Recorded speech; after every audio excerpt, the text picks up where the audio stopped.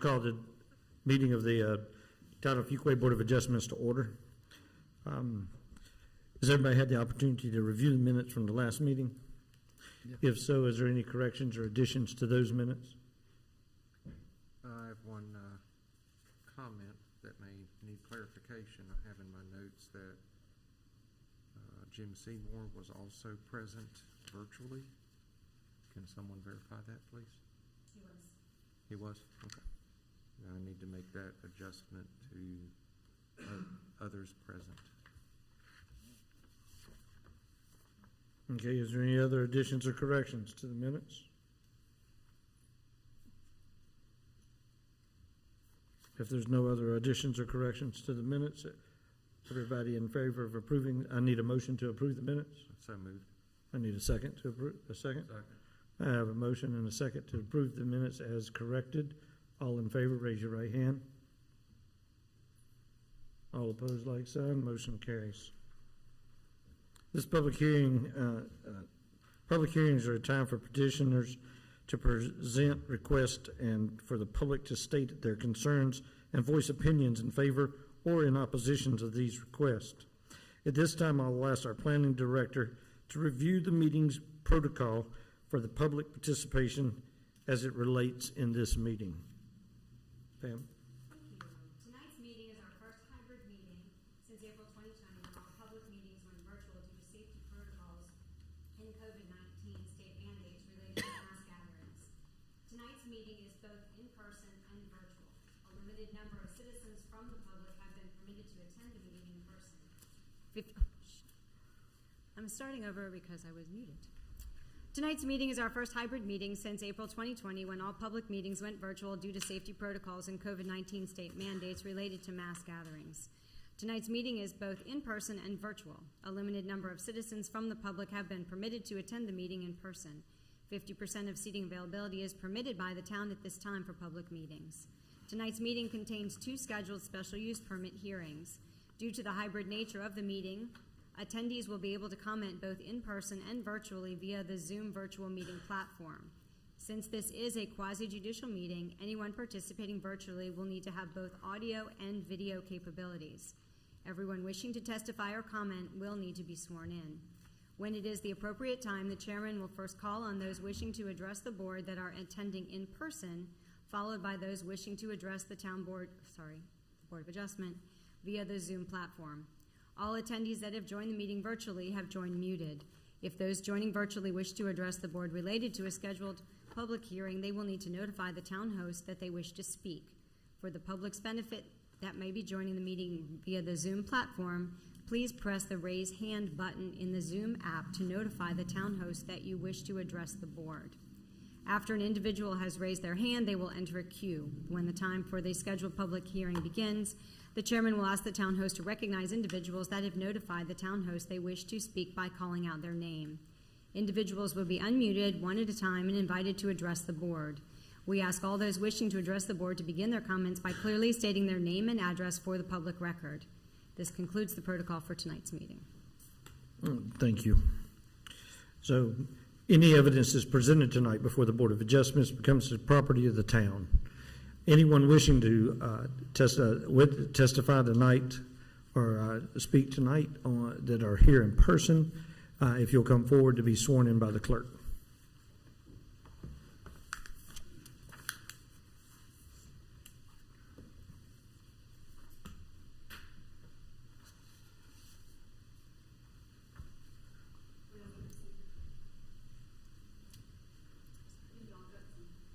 Scott, you want them one at a time, right? Eva, can you just call out names on the forms? Yes. Ron Mayo. If you could please step up to the podium, please. If you could please repeat after me, Mr. Mayo, and raise your right hand. I solemnly swear to tell the whole truth and nothing but the truth, so help me God. I solemnly swear. Tell the truth, the whole truth, and nothing but the truth, so help me God. For evidence presented before the Board of Adjustment. For evidence presented to the Board of Adjustments. Of the town of Fuquay-Varina. Of the town of Fuquay-Varina. North Carolina. North Carolina. Thank you. Todd Truffin. If you could please, thank you. I solemnly swear to tell the whole truth I solemnly swear to tell the whole truth and nothing but the truth, so help me God. and nothing but the truth, so help me God. For evidence presented before the Board of Adjustment For evidence presented before the Board of Adjustment of the town of Fuquay-Varina, of the town of Fuquay-Varina, North Carolina. North Carolina. Thank you. Robin Page. Please repeat after me. I solemnly swear I solemnly swear to tell the whole truth to tell the whole truth and nothing but the truth, and nothing but the truth. so help me God. So help me God. For evidence presented For evidence presented before the Board of Adjustment before the Board of Adjustment of the town of Fuquay-Varina, of the town of Fuquay-Varina, North Carolina. North Carolina. Thank you. Jason Barron. If you could please raise your hand. Thank you. I solemnly swear I solemnly swear to tell the whole truth to tell the whole truth and nothing but the truth, and nothing but the truth. so help me God. So help me God. For evidence presented before the Board of Adjustment For evidence presented before the Board of Adjustment of the town of Fuquay-Varina, of the town of Fuquay-Varina, North Carolina. North Carolina. Thank you. Rick Baker. Hi. I solemnly swear I solemnly swear to tell the whole truth to tell the whole truth and nothing but the truth, and nothing but the truth, so help me God. so help me God. For evidence presented For evidence presented before the Board of Adjustment before the Board of Adjustment of the town of Fuquay-Varina, of the town of Fuquay-Varina, North Carolina. North Carolina. Thank you. Lauren Nick. Yes, thank you. You can repeat after me. I solemnly swear I solemnly swear to tell the whole truth to tell the whole truth and nothing but the truth, and nothing but the truth. so help me God. So help me God. For evidence presented For evidence presented before the Board of Adjustment before the Board of Adjustment of the town of Fuquay-Varina, for the town of Fuquay-Varina, North Carolina. North Carolina. Thank you. And lastly, Charles Strickland.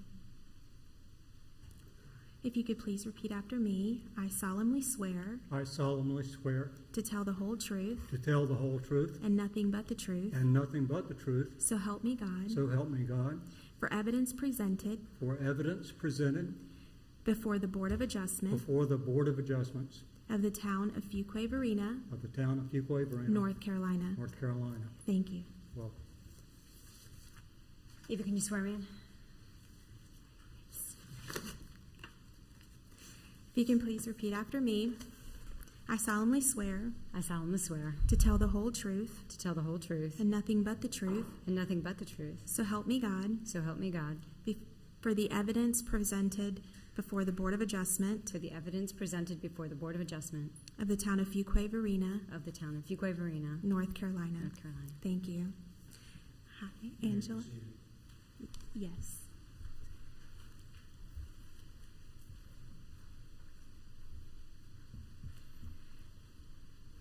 Ms. Parsons, if you could please repeat after me. I solemnly swear I solemnly swear to tell the whole truth to tell the whole truth and nothing but the truth, and nothing but the truth.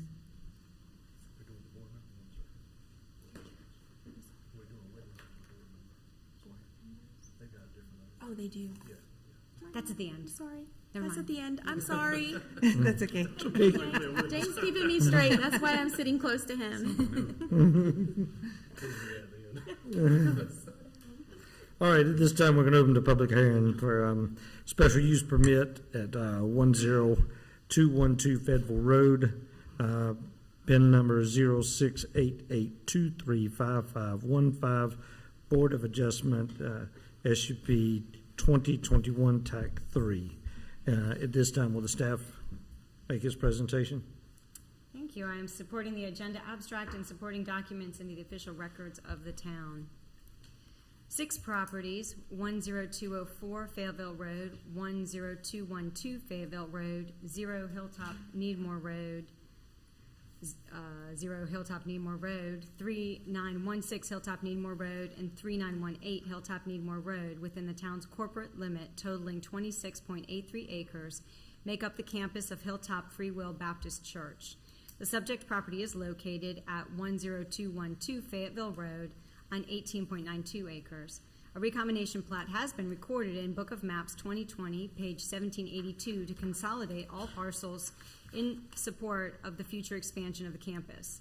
The existing buildings on the subject property are currently used as a place of worship and a private K-12 school, as well as other permitted accessory uses. Site plan SP 2020-15 was approved for a new classroom building on March 17, 2021. The zoning of the subject property is office and industrial conditional zoning district.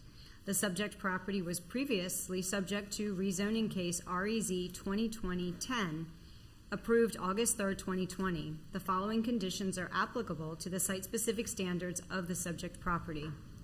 Prior to the issuance of a certificate of occupancy for the new school building, the church shall do the following. A, they shall dedicate a 75-foot width of additional public right-of-way along U.S. Highway 401. B, the church shall construct a private, gated, 2-lane asphalt driveway extending from Macy Grove Lane to the church's existing west parking lot. C, the church shall dedicate a variable width cross-access easement which will allow the town of Fuquay-Varina emergency vehicular access to the church property from both Macy Grove Lane and U.S. Highway 401. A gate shall be installed at the church's north boundary. A small portion of the proposed private driveway will connect to Macy Grove Lane through an open space easement located in the future Brighton Ridge subdivision. The church will be responsible for obtaining the easement and building the access road to Macy Grove Lane. And 2, any outdoor lighting for athletic fields shall be turned off between the hours of 9 p.m. and 9 a.m.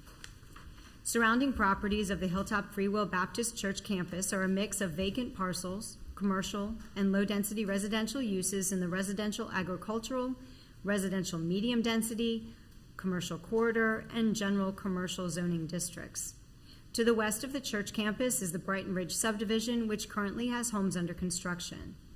The EB Bank subdivision and a vehicle storage lot are located to the east of the church campus. To the south of the campus are single-family homes along Hilltop Needmore Road and Fayetteville Road, US 401, with a shopping center located just across Hilltop Needmore Road. The petitioner is requesting a special use permit for the use of a temporary mobile unit for classrooms on the site of a private K-12 school in the Offices and Industrial Zoning District as required by Section 9-1255 P8 of the Land Development Ordinance. This use will be a temporary addition to the current and continued use as a private K-12 school and will be removed within 15 days of receiving the CO of the new classroom building currently under construction. As shown on the submitted plan, the petitioner is not proposing any changes to the existing church structure, parking, or access to the site, and complies with the town's current standards and zoning conditions. The property has not been the subject of previous cases seen by the Board of Adjustment. The petitioner has been advised that the burden of proof and evidence upon submitting such applications is the responsibility of the petitioner. Such proof and evidence presented must demonstrate that the required findings of fact have been met. I am available to answer any questions.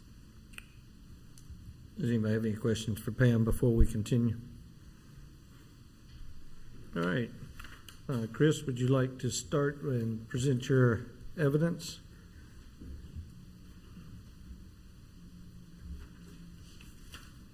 When you come forward, if you'll state your name, your occupation, your professional, and I think it's where you reside for the board, that would be great. Thank you. Sure thing. Good evening, Mr. Chair, members of the Board of Adjustment. Jason Barron with Morningstar Law Group. Our firm represents the applicant, in this case, Hilltop Free Will Baptist Church. My business address, where our firm is located, is 421 Fayetteville Street, Suite 530, Raleigh, North Carolina, 27601. I personally reside at 7917 Holly Springs Road in Raleigh. Well, I have a Raleigh address, but it's kind of an extension of Cary. It's great seeing everybody tonight. Pleased to have the opportunity to present this case to you. I'm just the attorney. I have an expert behind me who you're going to hear from in a minute, who will satisfy the evidentiary requirements associated with this application. Before I move into a little bit of housekeeping, I do want to note a kind of an important fact for you as it relates to this request and its nature. As you heard from Ms. Davison, there has been a site plan approved for the expansion, for a school expansion on the site. That is a permitted use. There was a site plan approved, and they're moving forward with that in earnest. They can't get those approvals done fast enough. It can't get built fast enough. They're ready to occupy their permanent home.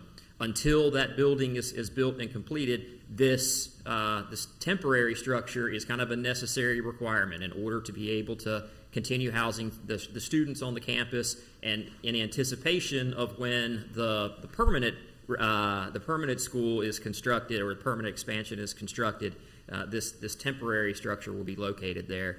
And shortly after that building gets CO'd, this temporary structure will be removed. There won't be a permanent mobile classroom on the site, and they will go about occupying the classroom in earnest. And their plan is to, subject to you all's approval, is to have students occupying this temporary classroom as early as this fall. That's certainly their intent and how they want to use it. I just wanted to clarify a little bit, just in relation to how this particular request fits with the overall plans for development of the property. At this time, I'd like to submit into evidence a copy of the staff report, as well as the testimony that you're going to receive tonight from our expert, Mr. Rick Baker of Timmons Group. We're going to be proffering Mr. Baker as an expert in engineering. And also, I would ask that the board take judicial notice of the contents of the town's Unified Development Ordinance, as well as the other town adopted plans. And at this point, Mr. Chair, I will call our first and only witness, Mr. Rick Baker. Thank you.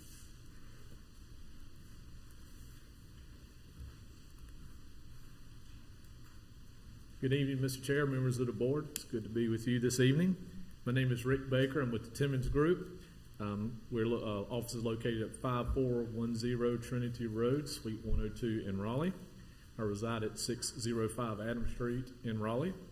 In addition to being a group leader, I'm also a principal with the company and a professional engineer. I've served as lead engineer on this project in front of you tonight, and worked closely with town staff to develop these plans. And I've been providing the private sector with engineering and land planning services since 1992. I received my engineering degree from NC State University, and I've been licensed in North Carolina since 1997. So I will go through the application for the special use permit. I won't read the different finding things unless requested to do otherwise. I'll just read our statement for those findings. So finding number 1. The proposed use will not endanger the public health or safety, as the temporary classroom will be readily accessible to all emergency services. Location of the structure will meet fire code and meet separation requirements from existing structures. Finding number 2. The proposed use meets all requirements for a temporary classroom while the permanent classroom building is under construction. Finding number 3. The proposed use for a temporary classroom will not adversely affect adjacent properties. The temporary classroom will be removed within 15 days upon receiving final CO on the permanent classroom building under construction. Additionally, this is an existing use as it will be used for classrooms. No new use will be introduced. Finding number 4. The proposed use for a temporary classroom will be located with minimal visibility, if any, from the main road or adjacent properties.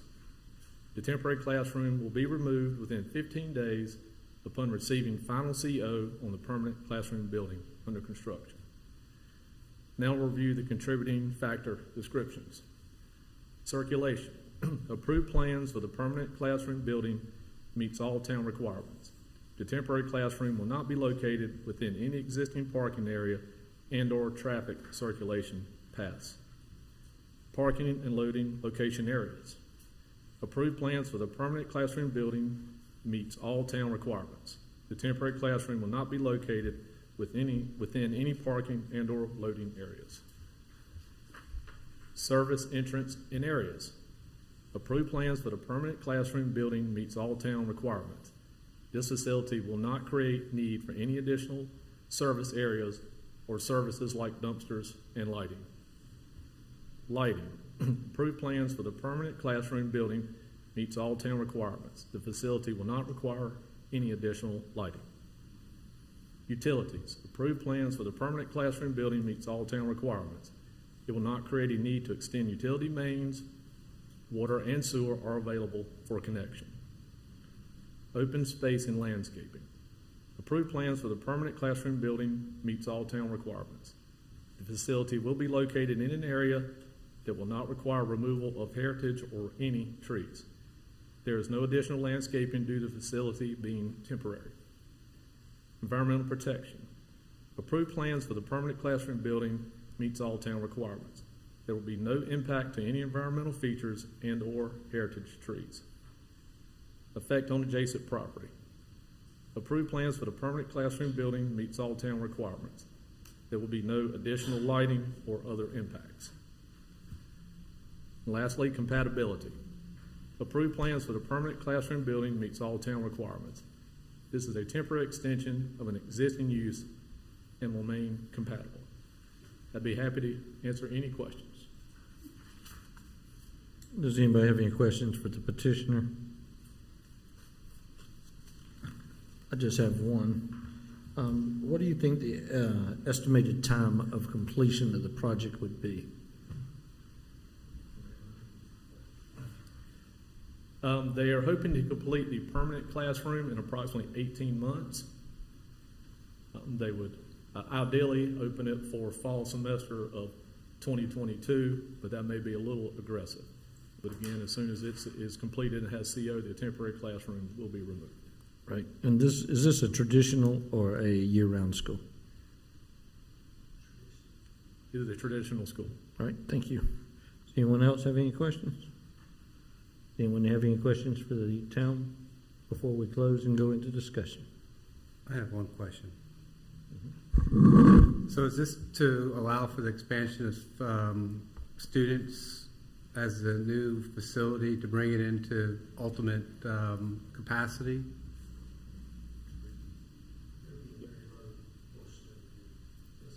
Yeah, they've had an increased enrollment, and so this temporary classroom will allow them to add the new students until the new classroom building is constructed. Okay, thank you. Certainly. All right, thank you, sir. Does anyone else wish to speak in favor of this petition? Does anyone wish to speak in opposition? Does anyone wish to speak in favor of or in opposition of this petition? If not, at this time we will close the public hearing and we'll go into discussion.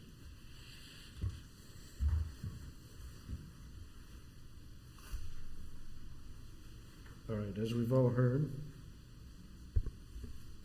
they want to put in a temporary classroom to meet, to be able to continue school while they're waiting on a new one to be built. We heard them read each of the findings of facts and their evidence. We heard the town, and we heard that they've already been approved to build this new facility.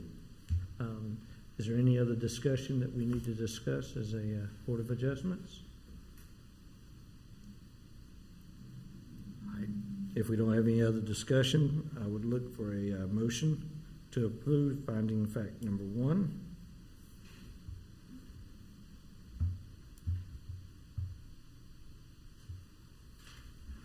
I'll make a motion that finding fact number 1 be approved as the proposed use will not materially endanger the public health or safety if located or proposed and developed according to the plan as submitted, because it will be readily accessible to all emergency services and the temporary structure meets all current requirements. All right, I have a motion. Do I have a second? Second. I have a motion and a second. All in favor, raise your right hand. All opposed, like sign. Motion carries. I would entertain a motion for finding fact number 2. I'll move the proposed use meets all required conditions and specifications because of the approval by the town on the permanent building and the location of its temporary structure will not in any way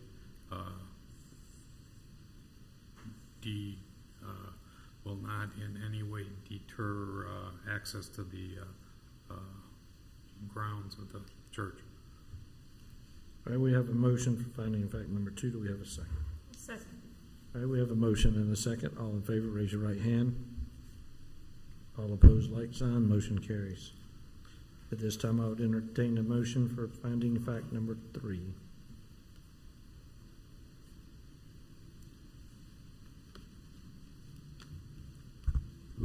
I move that the proposed use will not substantially injure the value of adjoining property, or the use is a public necessity, because it is the ongoing, it is an existing use.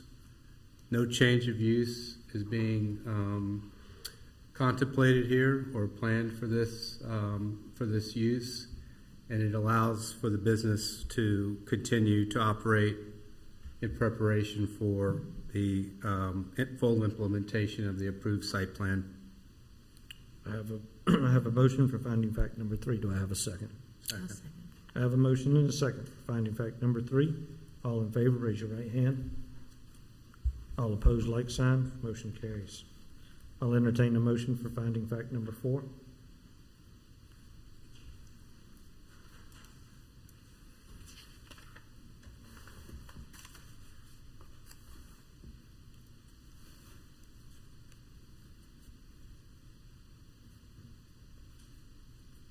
Okay, I'll move the location and character of the proposed use, if developed according to the plan submitted, will be in harmony with the area in which it is to be located and in general conformity with a plan of development of the town of Fuquay-Varina and its ordinances, because of the temporary structure and placement on the grounds, not violating any access by emergency vehicles.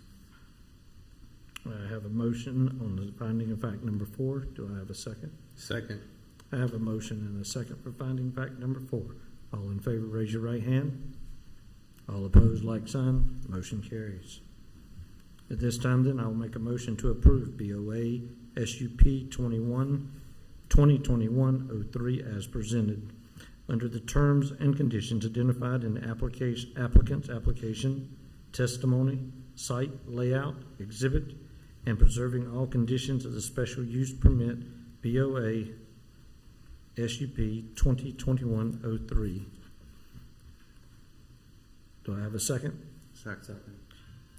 All right, I have a motion to approve and I have a second. All in favor, raise your right hand. All opposed, like sign. Motion carries. Thank you very much.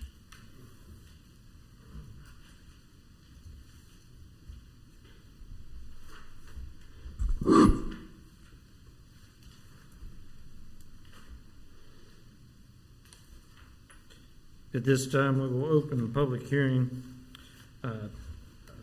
on special use permit petition 201, 203, 205, 207 East Ransom Street. Pen number 0666052374, 0666054316, and 0666055432, and 0666056364, Board of Adjustment SUP 2021-04. The purpose of this item is to consider a special use permit for the Board of Adjustments SUP 2021-04 on East Ransom Street, and the petitioner is William Baker. At this time, will the town present? Thank you. I am submitting the agenda abstract and supporting documents into the official records of the town.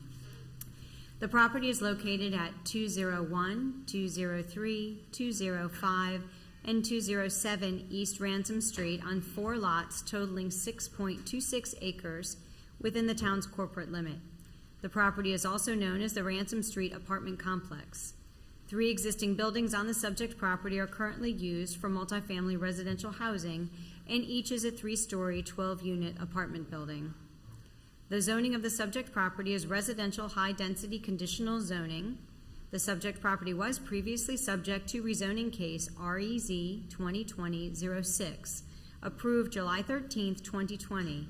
The following conditions are excluded uses of the subject property: assembly, community service, government facilities and services, medical offices and facilities, places of worship, utilities, communication, public lodging, retail sales and services, vehicle equipment, manufactured home sales and services. The following conditions are applicable to the site-specific standards of the subject property. There's a maximum density of 12 dwelling units per acre. Surrounding properties are primarily residential with a mix of densities, but also some remain undeveloped. The Bailey Place apartment complex is east of the subject property, and individual single-family homes are located to the north, south, and west. Additionally, to the west is an undeveloped property owned by the Emmanuel Holiness Church. The petitioner is requesting a special use permit to allow vehicular access from a right-of-way under 80 feet as required by Section 9-1255 L3 of the Land Development Ordinance. This special use permit will allow for the addition of 2 3-story 12-unit apartment buildings and associated on-site improvements at the existing Ransom Street apartment complex. As shown on the submitted plan, the petitioner is not proposing any changes to the existing structures. Parking will be expanded to 123 spaces and access to the site will be improved. Proposed changes comply with the town's current standards and zoning conditions. The maximum density of 12 dwelling units per acre as stated in the approved zoning condition is also a required standard of a multifamily development with access to a right-of-way 80 feet or less. The property has not been the subject of previous cases seen by the Board of Adjustment. The petitioner has been advised that the burden of proof and evidence upon submitting such application is the responsibility of the petitioner. Such proof and evidence presented must demonstrate that the required findings of fact have been met. I am available to answer any questions. Does anyone have any questions for the town? I have one. What is the density going to be? Is it going to be less than the 12 units per acre? It has to be, yes. I have one question also. Has the construction of these units been approved by the planning board, and is what we're considering only the use of the road? So this is sort of a three-step process for them. They went first and rezoned the property. Next step is the special use permit. So no site plan has been submitted at this time. But the special use permit is only considering the use of the road. Is that Right. correct? Yes, the special use permit is a requirement if a multifamily development has access to a road that is 80 feet wide or less. Okay. Everybody understand that? Okay. Hey, did you say 80 feet wide? 80 feet. An 80-foot wide public right-of-way, if it's less than 80 feet, they're required to have an approved special use permit. And then I have one more additional follow-up question. What is the current width that is there now? They are both Dickens Street and Ransom Street are 50 feet wide right-of-ways. So they're asking for a 30 feet? Okay. All right, at this time, would the petitioner please present?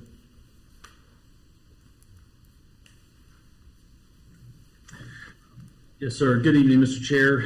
This is Michael Birch with Longleaf Law Partners, 4509 Creedmoor Road, Suite 302.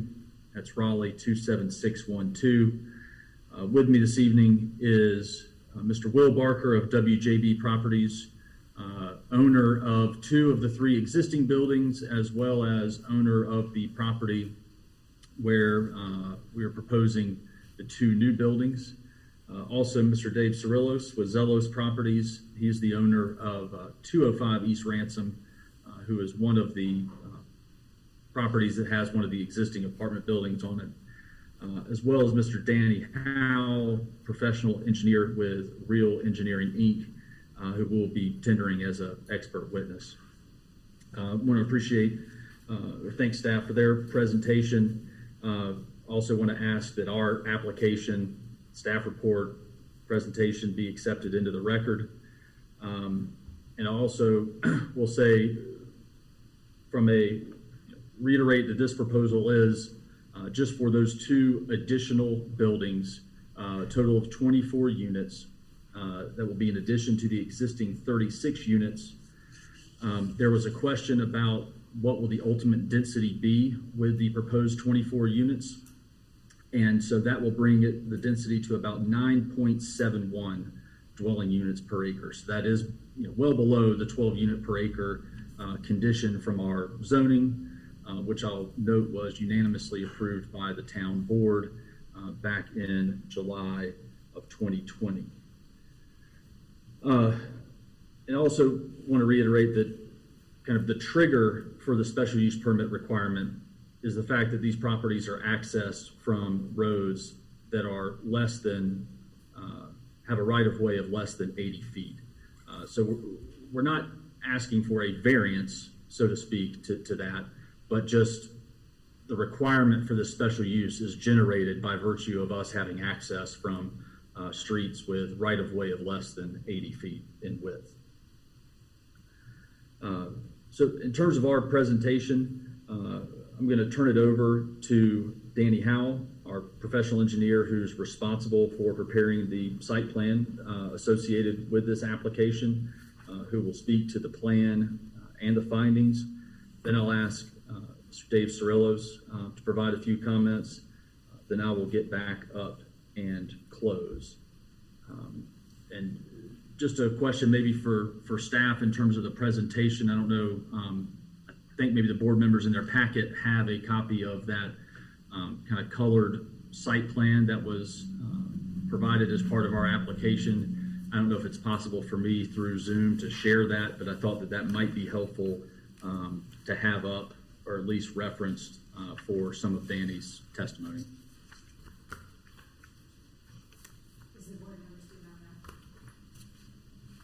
And also, just for a point of clarification for those who may have joined us later, each of the witnesses getting ready to testify have been previously sworn, those that are on, that are zooming in.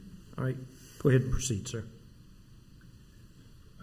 Great. I don't know if there was an answer to the question about sharing the site plan. I couldn't hear, but regardless, I'll turn it over to Danny Howell, our professional engineer, for his expert testimony. And yes, we do have that before us. Okay, thank you. Thank you, Michael. My name is Danny Howell, Jr., PE. I'm a principal engineer with Real Engineering, Inc. My address is 6109 Wilkinsburg Road, Raleigh 27612. Good evening, board members and staff. Thank you, Pam, for the project background, and thanks to all for the opportunity to speak on behalf of our request for the special use permit for the expansion of the existing apartments located at 201 through 207 East Ransom Street.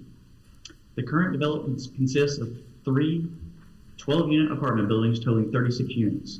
Our proposal includes the addition of 2 more 12-unit apartment buildings totaling 60 units at 9.71 dwelling units per acre, which is well under our maximum density of 12 dwelling units per acre for our rezoning. The property was recently rezoned from office and industrial to a more appropriate residential high density to make better mesh with the existing and proposed use of apartments. Our client and applicant proposes to convert the existing development into a truly cohesive apartment complex with far better vehicular and pedestrian circulation, centralized parking, perimeter buffers, open space, mail kiosk, and on-site stormwater control measure. Our client currently has,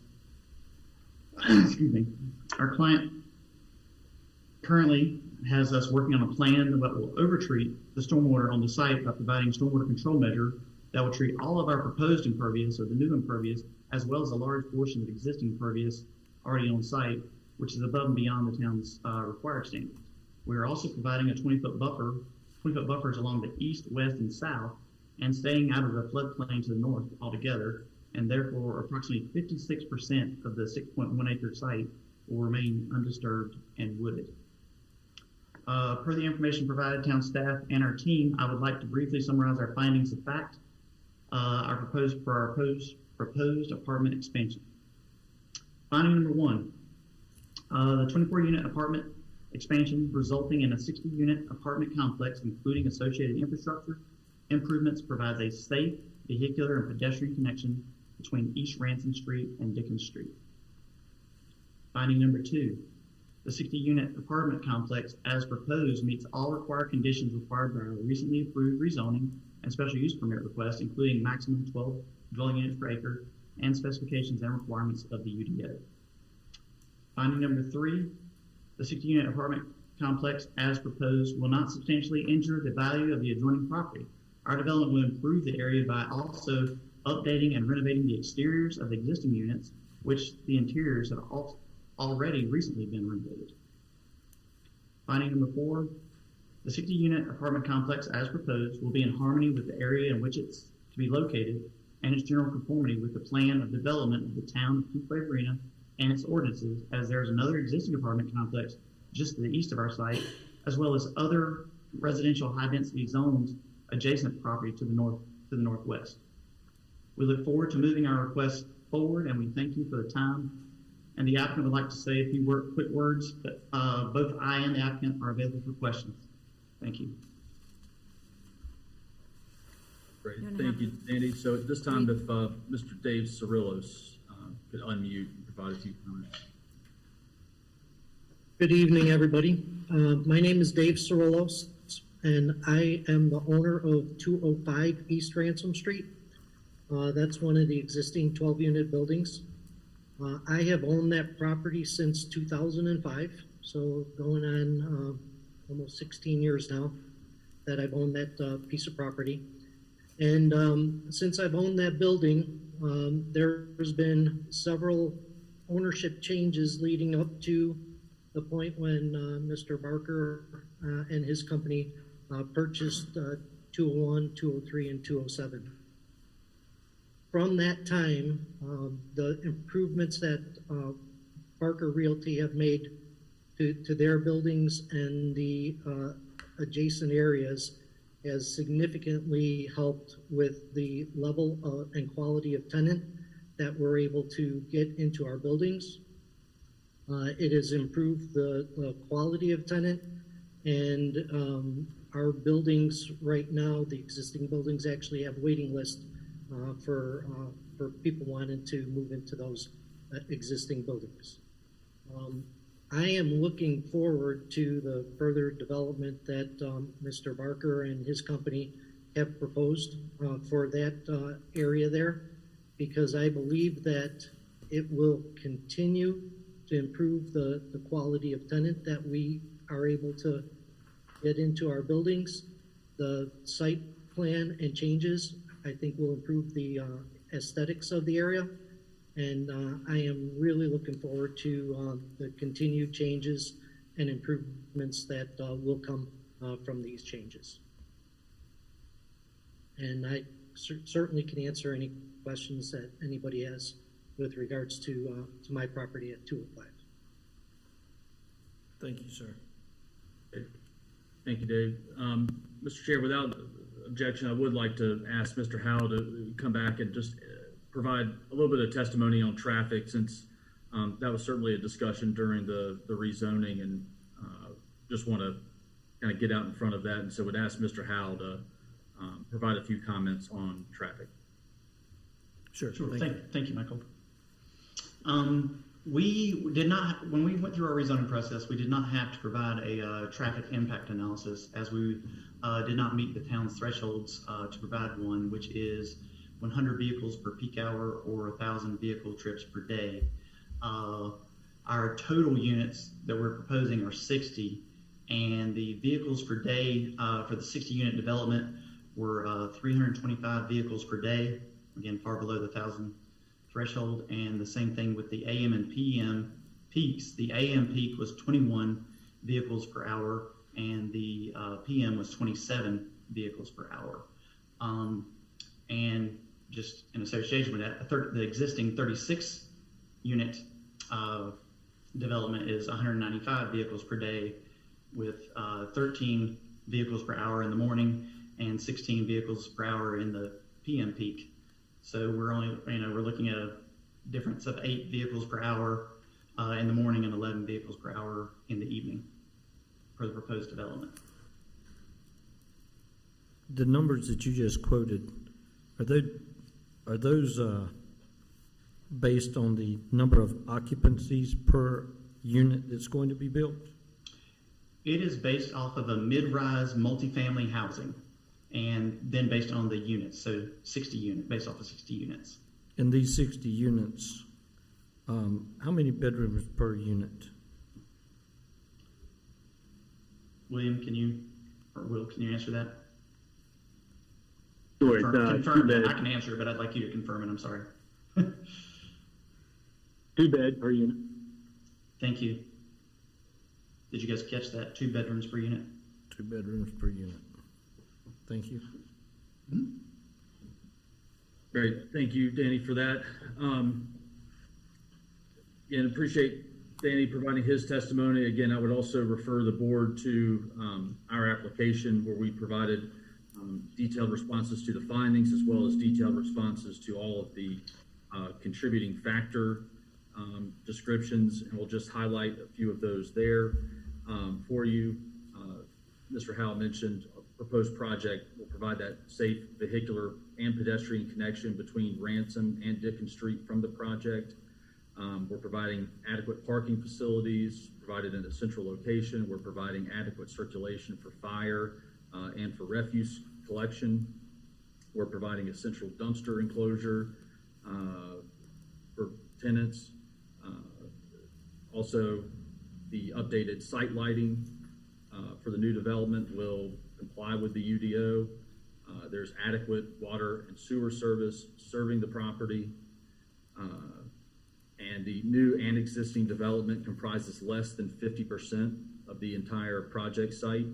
And again, we're staying out of the floodplain and providing ample wooded open area, perimeter buffers, riparian buffers. So all of those go to those findings that Danny has already spoken to. So at this point, we'll kind of close our presentation. We'll ask the board just be able to reserve an opportunity for rebuttal and any possible cross-examination those members from the public. Thank you. Okay, I have, does anyone else have any questions for the petitioner? I do. All right, go ahead. So the requirement is to have a 80-foot right-of-way, and it looks like you have a 45 on Dickens and a 45 on Ransom. What are those street sections on each of those roads as far as pavement sections?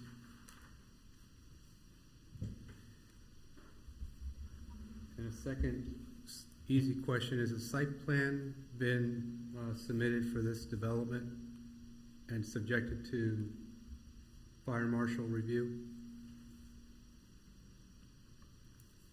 Great, thank you. This is Michael Birch, and I'll ask Danny to step in here for a second. So let me take the second question first. No, I don't believe a site plan has been submitted yet. Really can't do that until after the special use permit process. Of course, that will be part of, the fire access and circulation will be part of the review. And Danny, I don't know if you have any additional comments on that. Sure, you're exactly correct, Michael, as far as, again, with the process, obviously we went through the rezoning first, and again, then we need to get the special use permit before releasing us to submit our site plan package. So we have not, but we did include the SUP 1.1 with our submittal that shows our site plan.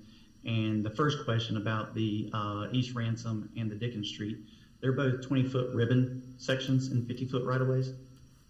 One second, but yes. So again, I apologize, those are 45-foot right-of-ways. Okay, another question for Mr. Howell. In your professional opinion, what would be the reason for a 80-foot right-of-way being required to access this site? Correct. I think the way the UDO is written, and obviously this is just my opinion, I can't speak to the town's UDO, but I interpret that section for requiring an SUP for your 200 plus, your 300 plus apartment complexes coming in, which is typically what you think about when you think about an apartment complex. And therefore, that would require a larger right-of-way and obviously contribute a lot more traffic to the existing road system. Here, we already have an existing 36-unit apartment complex, and again, are only adding 24 units for a total of 60 units in development. So I think it's an interpretation of the UDO, and we're going through the process to make sure we meet all of those requirements. However, I think it's the purpose of that section of the UDO is for your larger apartment complexes. Thanks. Danny, if I could just piggyback on that. So this section of the code really kind of categorizes multifamily development into three categories. One that accesses right-of-way greater than 100 feet in width, one that accesses right-of-way between 80 and 100, and then one that accesses right-of-way of less than 80. So it's not so much a requirement that multifamily development access right-of-way of a certain width. It's just that the code is set up in a hierarchy saying that, okay, if you only access it with this much right-of-way, then you need to go through this process, and your density is capped. And so the code, the same section says when you have access to or from right-of-way less than 80 feet, one, a special use permit is required, and your density is capped at 12 units per acre. So the code kind of anticipates having multifamily development being accessed off of right-of-way less than 80 feet, but it's put some protections in place like a cap on density of 12 units per acre, which we're well below at 9.71. And then it also triggers this special use permit process. Any other questions for the petitioner? Yes, I have a question. In your finding number 1, you state that safe vehicular and pedestrian connection between East Ransom Street and Dickens Street. And when I look at your proposed site plan, I can see what appears to be pedestrian access from the Ransom Street edge along in front of the original apartments and then up in front of the 2 new proposed apartments, but I don't see any pedestrian access from Dickens Street. All I see is driveway and parking lot. I can answer that as So well. I guess where is the safe pedestrian access along that part of the parking lot from Dickens Street over to the new proposed buildings? So you're correct. As far as on East Ransom, if you're following that sidewalk, there is no existing sidewalk on East Ransom Street or Dickens Street. On our site, when you get to our site, we are providing a 5-foot sidewalk on the north side of East Ransom Street, and like you said, across in front of our first existing 3-story 12-unit apartment building, that is 201 East Ransom Street. And then as you go across in front of that building, and then you go due south, there's a crossing across the parking lot that then takes you to a sidewalk connection at Dickens Street as well to the south of the property. Well, where are the pedestrians going to go that are coming up Dickens Street? They're going to go straight into the sidewalk, into our site, and go straight into the protected crosswalk. Where you've got cars driving. I apologize. I couldn't hear you. The pedestrians walking up Dickens Street towards your property, according to this site plan, have no place to walk except in the road. That's the case with any intersection of a street. If Dickens and East Ransom, again, or it's same thing with South Fuquay Avenue and East Ransom, you have to cross the street to get from one side to the other. It's a typical pattern. Again, we have sidewalks throughout our development to all of our buildings, and again to the public right-of-way of Dickens Street and East Ransom Street. And again, there's no existing sidewalk on any of the streets in the area. Danny, let me clarify, because it may be a little bit hard to see on the site plan, but as you're coming north towards the site on Dickens Street, when you hit the subject property, kind of where Dickens Street ends, it'll go into an access road to circulate through the parking lot.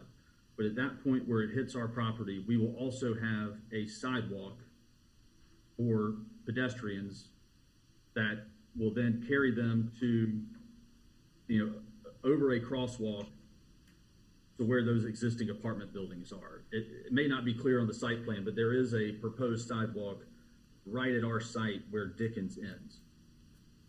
Correct. There is one proposed from Dickens Street. That is correct. I don't know if you thank you, Michael, for explaining that a little better. But yeah, if you can zoom into that south entrance, you'll see there's two-way traffic and a drive aisle, and then to the west of the drive is a 5-foot sidewalk adjacent to that drive. Right, but that two-way traffic, that's in the new proposed road. Correct. The two-way traffic is then protected. It's curb and gutter all on our site, and then the sidewalk is raised and protected from the curb by curb and gutter to the west of the proposed driveway into the site. Is that any clearer? I hope it is. I'm sorry. All right, do we have any other questions for the petitioner? I've got two questions. Okay. One is, I see that parking will be expanded to 123 spaces, but I didn't see anywhere on how many are currently there. What is the current count of parking spaces? I'm unsure. I can figure that out here in a minute. I can pull up our existing condition plan and count those out, but it's whatever the minimum required parking is for the site, for the original plan. But I can, if you can give me a second, I will count those up for you real quick. Okay, and while you're looking at that, I was also curious at what the width of your internal circulation is. They're 25-foot wide drive aisles. Okay. With 18-foot parking spaces. Okay. And while Danny is looking up the existing parking count, I will note just on our kind of site plan submitted with a special use permit, there's a block that notes that with 60 proposed units, our code requirement is a minimum of 120 spaces. And so 123 spaces we're providing compliance with that code. That's correct. That's correct, Michael. There's 57 existing parking spaces on the site now for the three units. Thank you. Mm-hmm. It'll be a total of 180 parking spots. No. They're expanding to 120. Oh, okay. Gotcha. One more quick question that I have is, what's the total occupancy of these buildings going to increase? So once they're full, what's going to be the total occupancy allowed in those units? Again, we're going to have 60 units, and they're going to be 2-bedroom units. So is there going to be 8 people living in each unit? Or So is again, it I going to be apologize, 2? I'm not an architect. So is there? I would think the most that could be there's two couples, but I wouldn't imagine that 4 people would be the max that could be in any one. I would think. Okay, I just wouldn't, by fire code, maybe what, if y'all happen to know, what the maximum occupancy for these buildings would be. Right offhand, I do not know those numbers. Yeah, we don't know that from a fire code standpoint. Of course, there'll be an occupancy limit imposed at the site plan stage, but to Danny's point, each of these units is a two-bedroom unit in the existing and proposed. Okay. Correct. Is on-street parking permitted on either Ransom or Dickens Street? With the widths, I would imagine they do not allow on-street parking on the existing streets. And again, we are meeting our parking requirement on site. Again, 120 for the 60 units, 120 total spaces are required, and we're providing 123 for the site plan in front of you. What's the minimum requirement for fire access to the site as far as a section?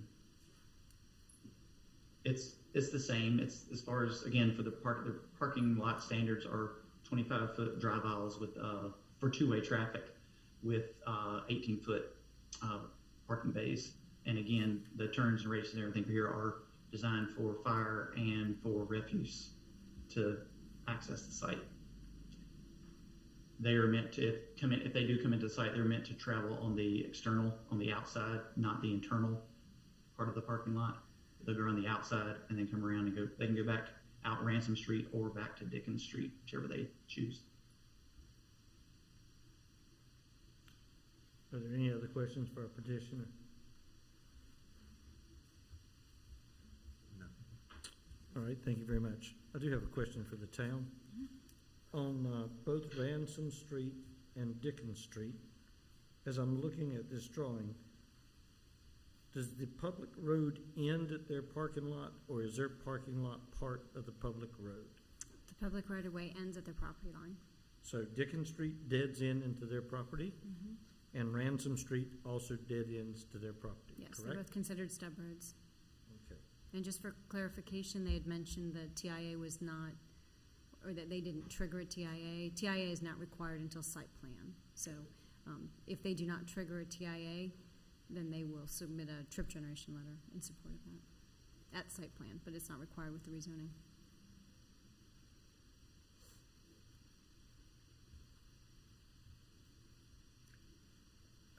I have one question for the town. Do you know if there are any ordinance parking prohibitions on either Dickens or Ransom? I do not know that, but generally speaking, on-street parking is not permitted in the residential zoning districts unless it is a use that requires guest parking. And since they are excluded from those roads are not part of the apartment complex, Right. I would think that that would apply. All right, thank you. I have one more question for the town. So is there a frontage requirement on this parcel, I believe it's 30 feet. and public right-of-way would suffice for that? It would. They will need to recombine the parcels because as it currently stands, that, I believe it's 207, does not have right-of-way frontage. So prior to approval of a site plan, they will need to recombine. So the one parcel would have the required right-of-way frontage. All right, so is there any other questions for the town or the petitioner? Is there anyone else that would like to speak in favor of this petition? Okay, so next. Anyone wish to speak in opposition? We're going to do it one at a time. When you come up forward, please state your name, your expertise, and your address. And we do ask that you limit your comments to what you are an expert in. All right? So, who would like to go first? All right, come on forward.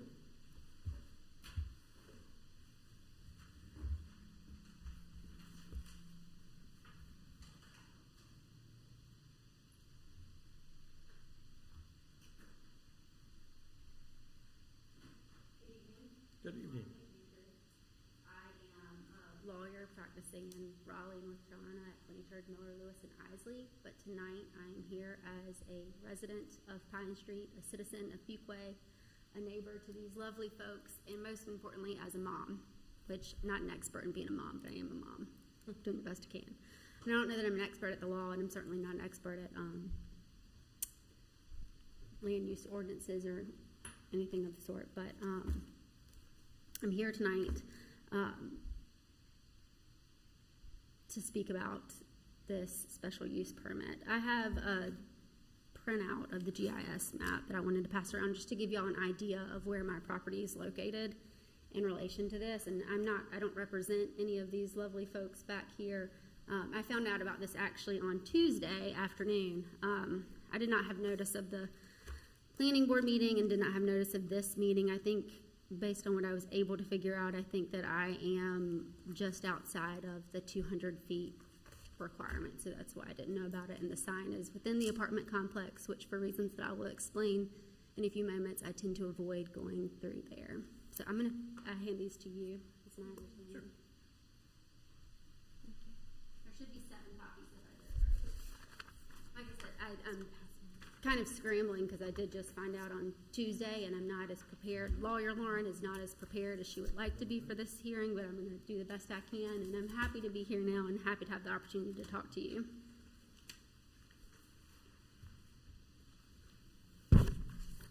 So you'll see on there in red, you'll recognize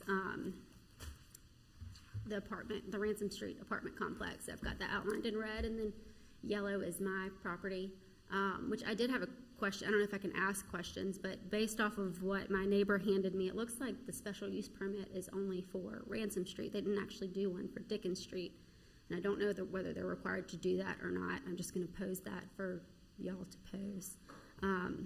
That's what based off of what Michelle Sylvie, who's one of my neighbors, who I believe is attending via Zoom, what she handed me, that's what it looked like. They had only requested it for Ransom Street, not for Dickens Street. So you'll see the yellow property is my property. It's highlighted on there. We have the property immediately to the right is Sarah and Preston McComas's property. They are also attending via Zoom. We have a shared driveway that goes straight into Dickens Street, which I'll show y'all pictures of that in a minute. So any traffic coming in and out of the apartment complex is going to be directly back and forth right in front of my driveway where my 2-year-old is playing in the yard, which is important to me. I'm going to show you next. I have some pictures that I frantically took yesterday afternoon while I was out walking with my son and my husband. My husband's actually at home with my son right now. That's where he is. Otherwise, he would be here. I'm going to pass these pictures out. And again, there should be 7 copies.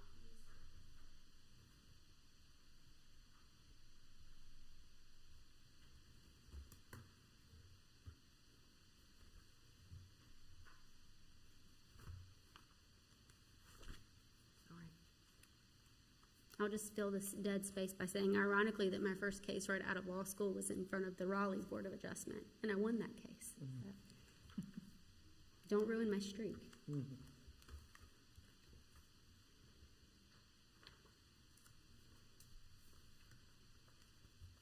I'll wait for them to get around. Almost around.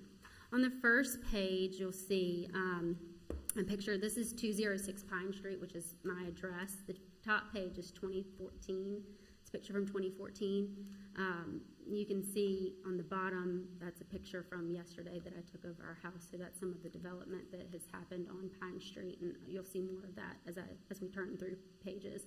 I wanted to call attention to that just to say that this is not a situation where you have a bunch of neighbors who have been in Fuquay all their lives and they're afraid of change and they don't want change. There's a lot of change that's happened on Pine Street, and for the most part, this change has, my house and my neighbors' houses have been welcomed. And as you go down the street in Pine Street, you'll see a lot of houses have been redone in recent years, and the property values everywhere have significantly increased in value, but I think on Pine Street, from what I have seen, again, I'm not an expert and I'm not an appraiser, I'm not an expert in real estate, but from what I've seen as a layperson, Pine Street has significantly increased in value.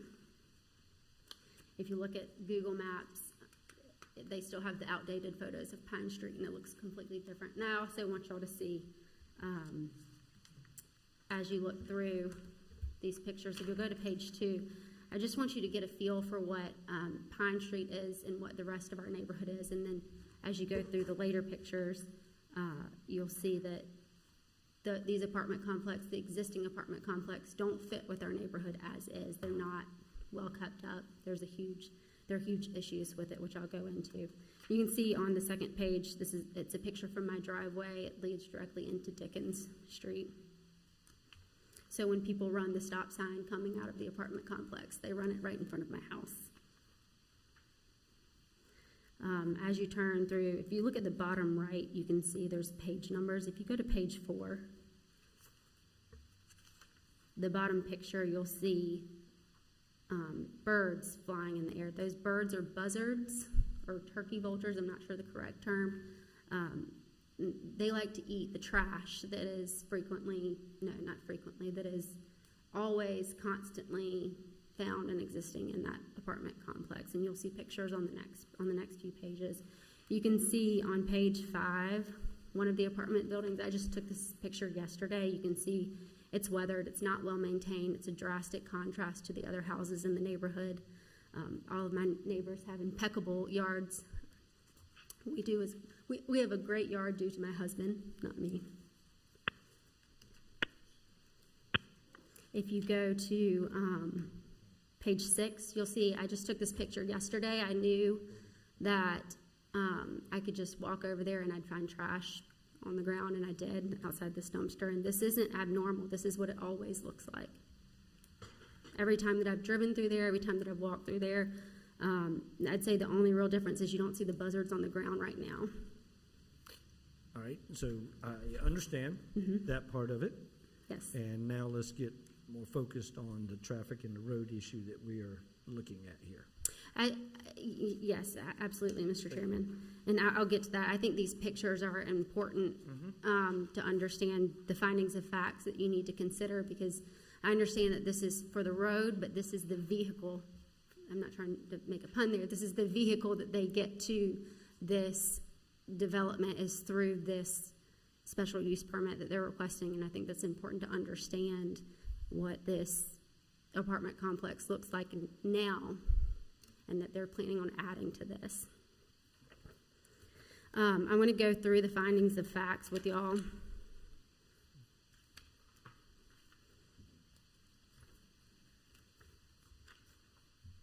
And again, I apologize. Normally I'm much more organized than this. I had limited time to prepare. Finding of fact number 1 is that the proposed use either will or will not materially endanger the public health or safety if located where proposed and developed according to the plan as submitted. So this is why I think that the trash, for one, is important. And I will direct your attention to, and I have copies of this I can pass out if you'd like, but 8-4002, nuisances prohibited. The following enumerated and described conditions are hereby found, deemed, and declared to constitute a detriment, danger, and health hazard to the health, safety, and general welfare of the people of the town, and are found, deemed, and declared to be public nuisance wherever they may exist, and the creation, maintenance, or failure to abate any nuisance is hereby declared unlawful. Public nuisance items listed in subsection 1 of this section shall be class 1 nuisances, and public nuisance items listed in subsection 2 of this section shall be class 2 nuisances. 1A, any condition which is a breeding ground or harbor for mosquitoes, rats, snakes, or other pests, or has the potential to become a breeding ground or harbor for such pests.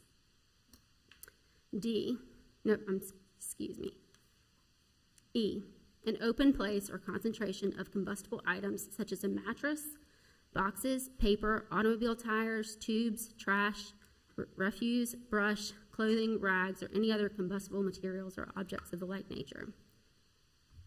F, is an open place of collection of garbage, food waste, animal waste, or any other rotten or putrescible matter of any kind. I'm going to go back up to the top and read what the ordinance says, and again, I'll pass this out for all of you. The following enumerated and described conditions are hereby found, deemed, and declared to constitute detriment, danger, or health and hazard to the health, safety, and general welfare of the people of the town. I'll pass these out.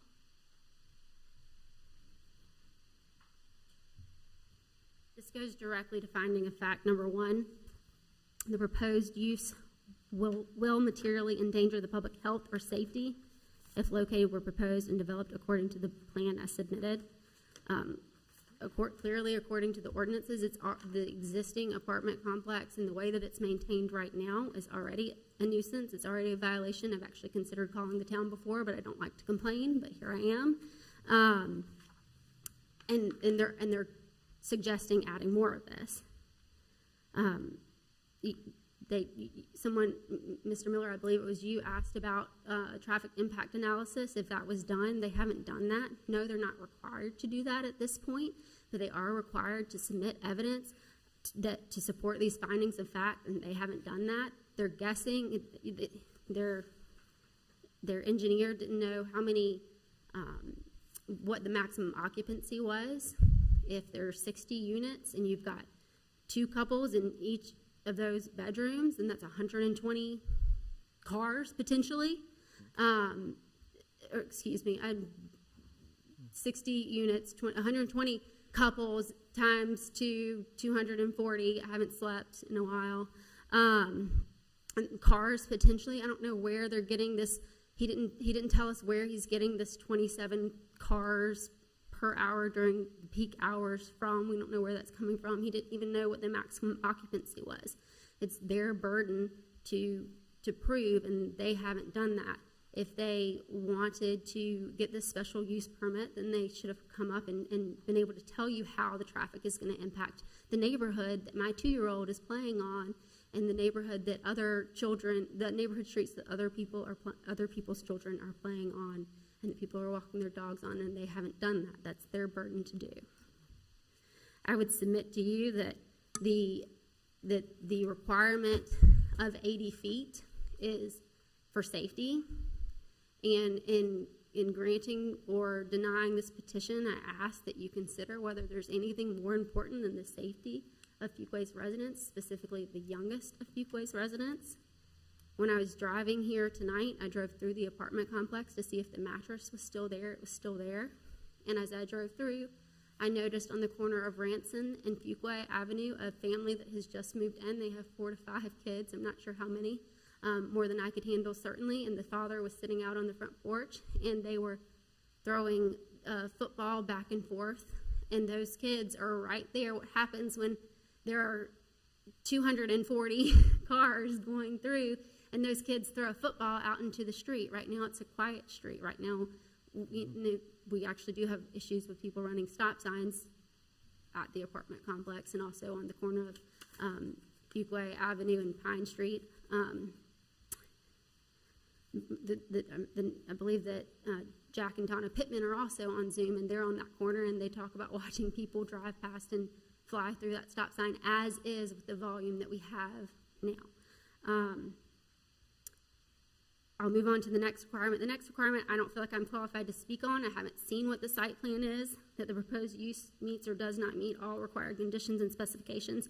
Like I said, I didn't know that this was happening. I wasn't at the planning board's meeting about it. I haven't seen the site plan. All I have is what Michelle Sylvie handed me, so I'm not going to speak to that. The proposed use will or will not substantially injure the value of adjoining property, or the use is a public necessity. They had an engineer speak to this, and an engineer is not qualified to speak to. They need to call an appraiser. I'm an attorney, so I can speak to that. I'm an expert on who you can and can't call as an expert. I know what I don't know, and an engineer cannot speak to the property values and the impact that it would have on the property values. Because I didn't have time, I didn't get the opportunity to speak with an appraiser myself. But in a measure of desperation, I guess you could say, I went to the Google and went to Realtor.com and pulled some statistics that they had pulled about neighborhood features that drive down your home value. Yeah, but that's Mr. Chair. That's going to be hearsay, so we're just going to have. I'll let you hang on to that. Yes, it is hearsay. Thank you very You're much right. for that. But in any event, they haven't produced any evidence on, as far as that it will not substantially affect our property values. I'm less concerned about mine, where mine's located, but certainly these people here who are the adjoining property members who are now going to have a three-story building towering above their quiet little property or directly abutting their property, they are going to be substantially affected. Again, I don't represent them, so I can't speak for them. I'm speaking as their neighbor, not their attorney. But they haven't presented any evidence on finding number 3. They just haven't. No competent evidence, and they have to present competent, substantial evidence. Finding number 4, the location and character of the proposed use, if developed according to plans submitted, will or will not be in harmony with the area in which it is located and in general conformity with the plan of development of the town of Fuquay and its ordinances. I think that the pictures that I've shown you have shown you a drastic contrast between the surrounding neighborhood and what is already there. It's already a problem. They're proposing to add to this problem. I think if I were to describe Pine Street, it's that family that just moved in with their 4 or 5 kids on the corner throwing a football. It's a quiet, all-American street. We have larger houses and smaller houses and families from different backgrounds, single people. We have grandparents and grandchildren all on the same street. We all live together, but it's a quiet street. We all look out for each other. Bringing in, adding on to what is already a problem and what already is not harmonious in our neighborhood would overwhelm our neighborhood. The traffic will overwhelm it. The trash will overwhelm it. The number of people will overwhelm it. The garbage, the pests, the buzzards will overwhelm it. Let me just double check. I think I've primarily hit what I needed to hit.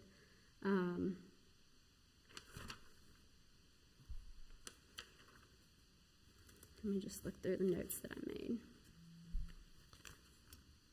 And you'll have another opportunity at the end if you find things that you have forgotten, okay? Okay, and this is what I did want to clarify, if I may. Mm-hmm. The sidewalk question, there are no sidewalks on Dickens or on, I'm not sure if that was clear or I didn't understand, on Dickens or Ransom. The sidewalks do not begin until you get into the apartment complex. So if 2 cars are coming, you're in a ditch or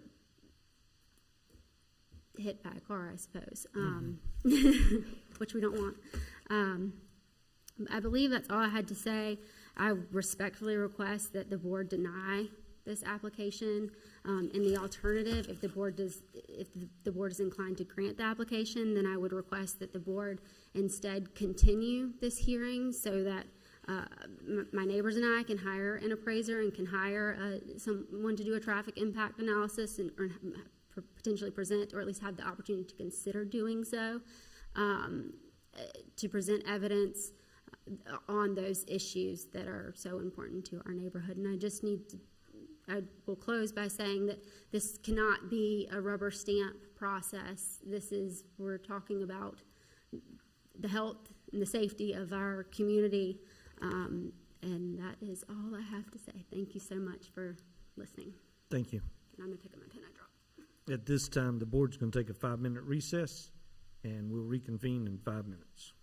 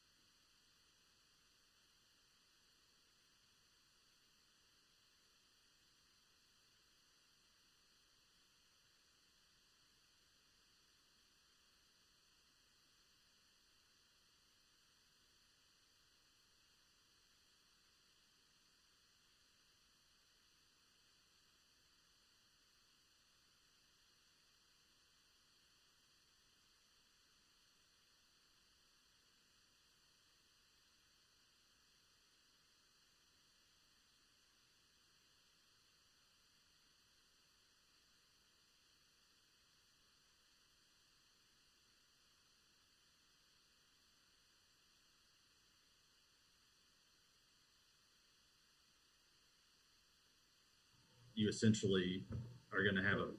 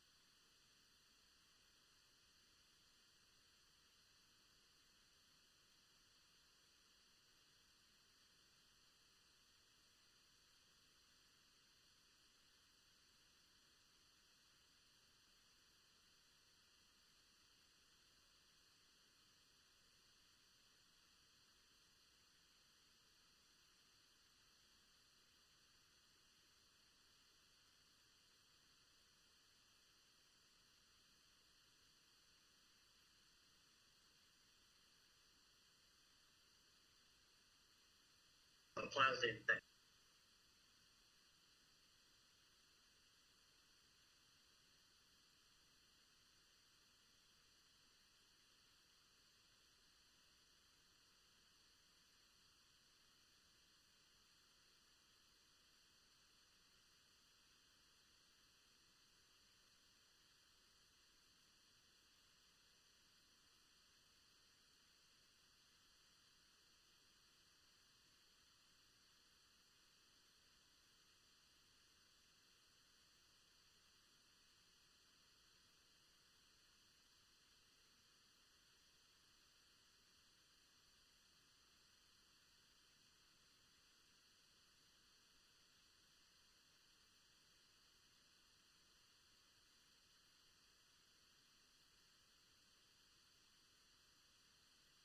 This time we'll reopen the public hearing. Does anyone else wish to speak in opposition of this that has new or different information than what has been presented? All right, come forward, please. Please state your name, your expertise, and where you live, please. Good evening, ladies and gentlemen. My name is Charles Strickland. I'm a lifelong resident of Fuquay-Varina and a resident of 602 Dickens Street since July of 1979. Our children were raised on that street, and my wife and I currently live there at the corner of Pine and Dickens. My expertise, some would say I have no expertise, but I have worked with Standard Homes as an architectural draftsman for over 50 years. I hope to continue maybe another 3 months. My question, my concern is in reference to the ordinance.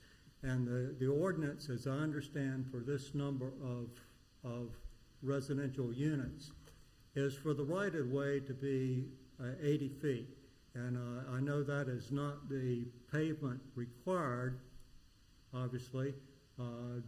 Dickens and Ransom were both referred to as 45-foot right-of-ways, and I believe Mr. Howell referred to the ribbon, which I assume was the street, the pavement, as being 20 feet. And currently, as noted, there are no sidewalks on Ransom or Dickens, nor are there sidewalks on Pine or Ransom as it continues across Fuquay Avenue, and only do you find a sidewalk when you arrive at Main Street from that. My question primarily is a comment in reference to the ordinance that Fuquay has adopted for an 80-foot right-of-way for that number of units to be in place. My question would be why the purpose of that 80-foot right-of-way obviously was made for a reason. My assumption it is that for public safety, for emergency vehicles, for fire, let alone trash pickup, and also for residential or residents' access into the neighborhood. Our parking is limited by driveway use, and of course, when others have visitors into the neighborhood, they typically use. Quite a few people will park on my right of way or your right of way, but park at my house on both Pine and Dickens Street side. I'm not upset at that by no means, but there is limited parking for that. Again, to reiterate, my concern is that Town of Fuquay has deemed a 80-foot right-of-way to be a good requirement for a development, or a multifamily development the size of this one, and for us to consider a lesser, in this particular case, not 50 feet, but 45 feet vehicular access, to me would be an impairment for public safety, not only of the occupants of the apartments, but also for the residents currently living on Pine and Dickens. Thank you very much. Good evening. Does anyone have any questions for Charles? All right. Thank you very much. Thank you. Thank you, Mr. Does anyone else wish to speak in opposition of, that has something different to add?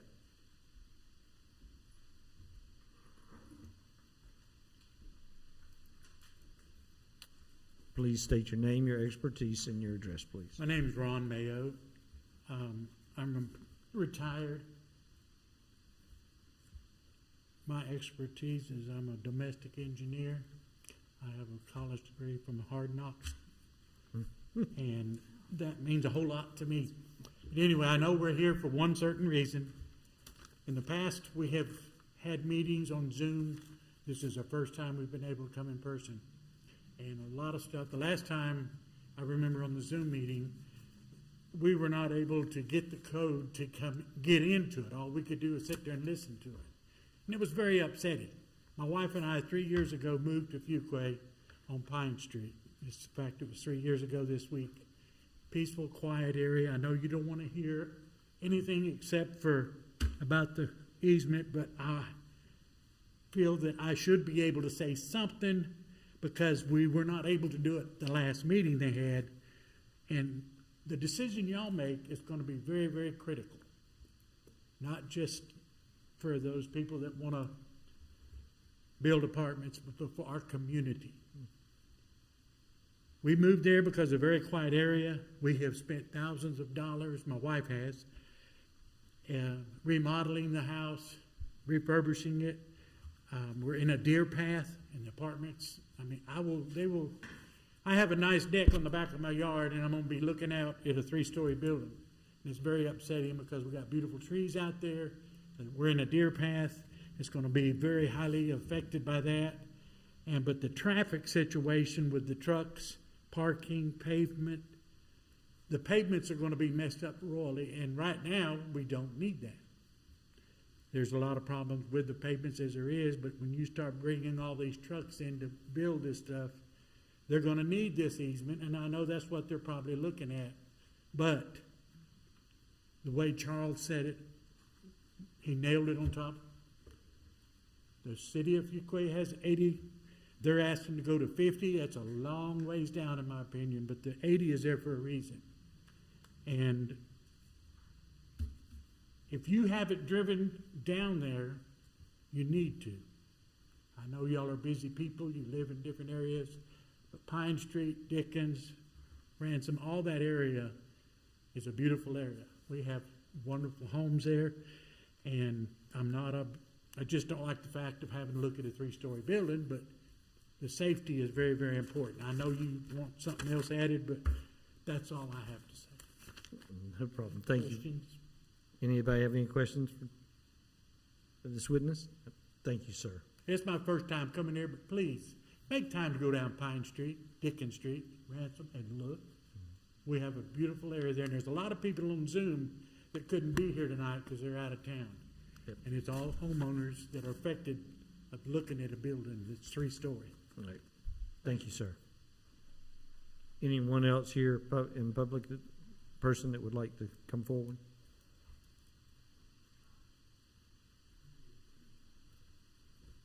Once again, sir, please state your name, your expertise, and your address. Thank you. My name's Todd Truffin. I am a resident at 205 Pine Street. I'm an English professor, so. But what I have just 2 quick points because you want new things. Mm-hmm. Driving here tonight, I went through the apartment area. My address is on Pine Street, but my driveway exits right onto Dickens. Okay. So I drive Dickens every single day. Mm-hmm. And what the maps don't really show you well is that the entrance from Ransom into the apartments is not a straight shot. There's a little hinky-dinky curve that makes it, and there's trees all the way around, that makes it extremely difficult to see. And so as I was driving here today, 2 cars and a group of pedestrians all met up at this little hinky-dinky spot, and we all had to stop because there's not enough room there for 2 cars and pedestrians to get through. And this is my big concern with this variant or this special use is safety.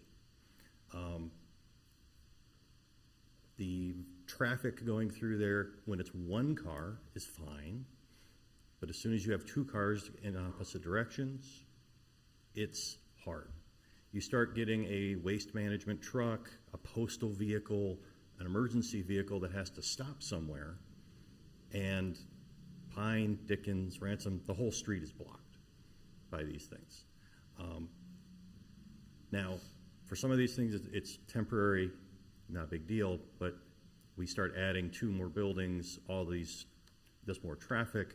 I'm very concerned about the safety, both on our streets, but also within the apartment complex itself. There's not a lot of maneuvering space there.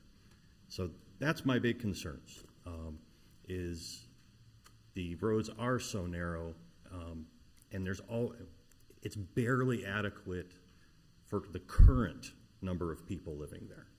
We start adding 2 more buildings full of people, I'm very concerned about that. So that's all I have to say. Thank you. Thank you. Does anyone have any questions for this witness? No?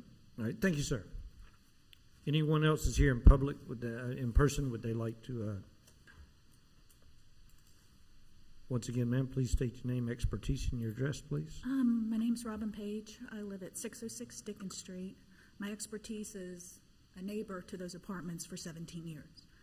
Okay. I live directly south of those buildings, so it's that little gray roof you see right in front of the mill building. My property line, all 100 feet of it, runs completely along that tree line. I'm seriously concerned about the amount of traffic that this will bring into the neighborhood. Since I've lived there, we've had problems innumerable to count. There's been gangs initially early on when I lived there, an illegal liquor house, drug sales, prostitution. I know, this was in the past, but I'm trying to give you an idea of what I've experienced since I've lived there. There's also been traffic, lots and lots of traffic. I've had people burn out in front of my house. If you have any kind of accident in there, it closes off my street. I can't get out of my driveway because I've had ambulances, fire trucks, dump trucks. I can't get out of my driveway if there's a dump truck in front of my house. I have to wait till they leave. Mm-hmm. The streets are narrow, 20 feet. Just to give you an idea, I can't have anybody park on the street if they come visit me. They're either in my driveway or in my yard. And I'm a little nervous about this, and I am unprepared because I didn't know what to expect from this meeting. So you'll have to bear with me briefly. I'm not very good at public speaking. I've worked in engineering and construction for 20 years. Okay. So this isn't my first go-round. I looked up the building height ordinances for this kind of development. 70 feet high, 25 feet off my property line, which means I can have a 3-story building 45 feet away from my house looming over my backyard, if I followed it correctly. Between that, the existing problems, which other people have mentioned, we already have, I am completely and utterly against this. Maybe one building, but not two. I mean, it's overkill. I've had to tell people not to park in front of my house before. They've parked in my yard because I am right next to those apartments. Sorry about that. And that's pretty much what I've got to cover. As other people have mentioned it, I've had 9 deer in my backyard. I've got possums, squirrels, rabbits. I mean, we've got the 40 million turkey vultures that like to hang out as well. Unfortunately attracted to the trash that the other lady mentioned. I'm trying to think of everything I could possibly cover about this. I know this has to do with the road, but the fact is the road's narrow, too narrow for what's already over there. And that's where I'm going to have to unfortunately leave it. I could go into this for another hour if you really want to hear about my experiences with these apartments, because I have lived there for 17 years. Yep. So I don't know what else I could add to this. Unfortunately, I am woefully unprepared. And as she stated, I would like you guys to consider maybe, a continuance of this meeting to further consider this. Drive through the neighborhood. The Ransom Street entrance is ridiculous. It is a right and then a left. It's squirrely. The road dumps right into the existing sidewalk in front of the first building if you go through there. The apartment to there's a 2-story duplex to the east of that, and then there's a small townhouse also to the east of that line. Mm-hmm. And the people in that 2-story duplex on the end of Ransom, right adjacent, actually park in the road all the time. So it's already congested right through there. They have 6 cars between those 2 duplexes right there. So it's damn near congested. It is a safety hazard. Like I stated before, if you have a fire truck, an ambulance, dump truck, the mail truck's the only exception to that rule, you can't get out. I already have that problem. Okay. We had trees come down after a storm, and there was no way out of the neighborhood. The roads are narrow.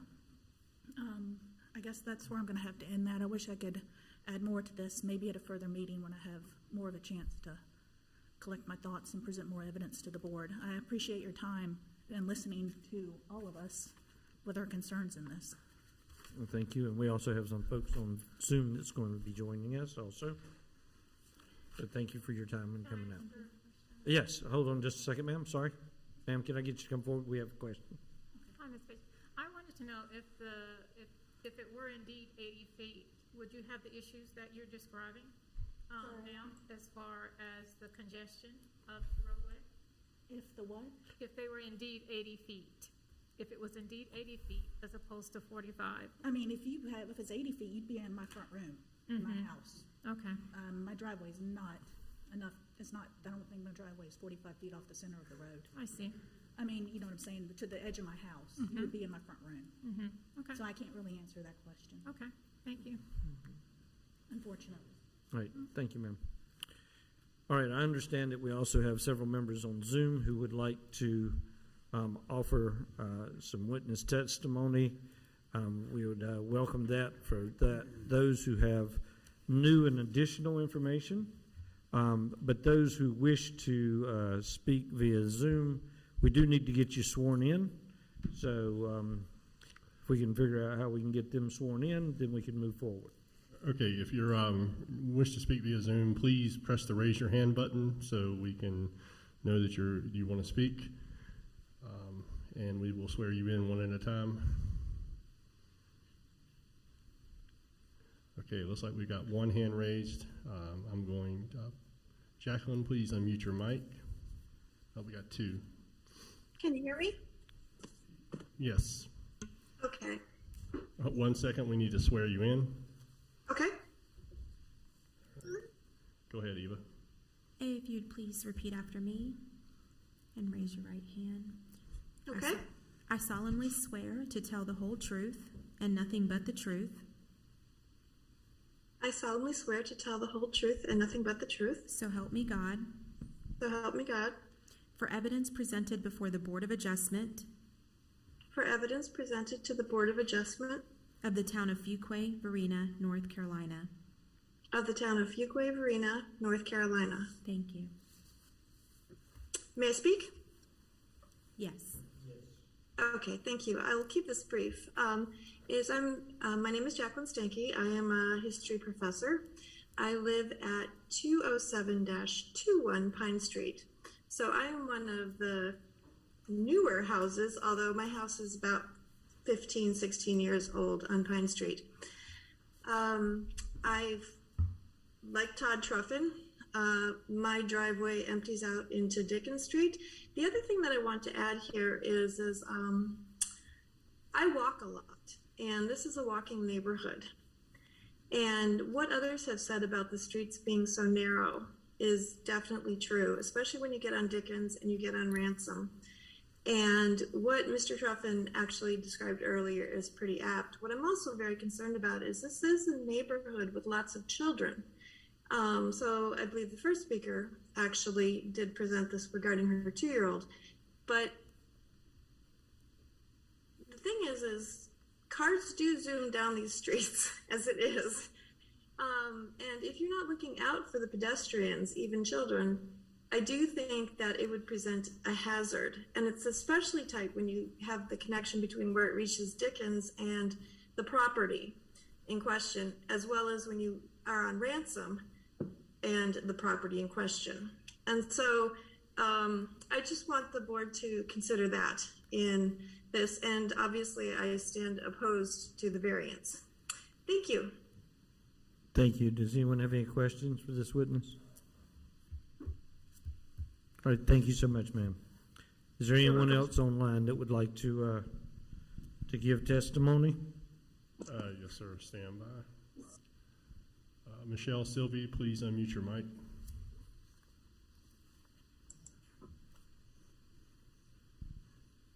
Michelle? Can you hear me?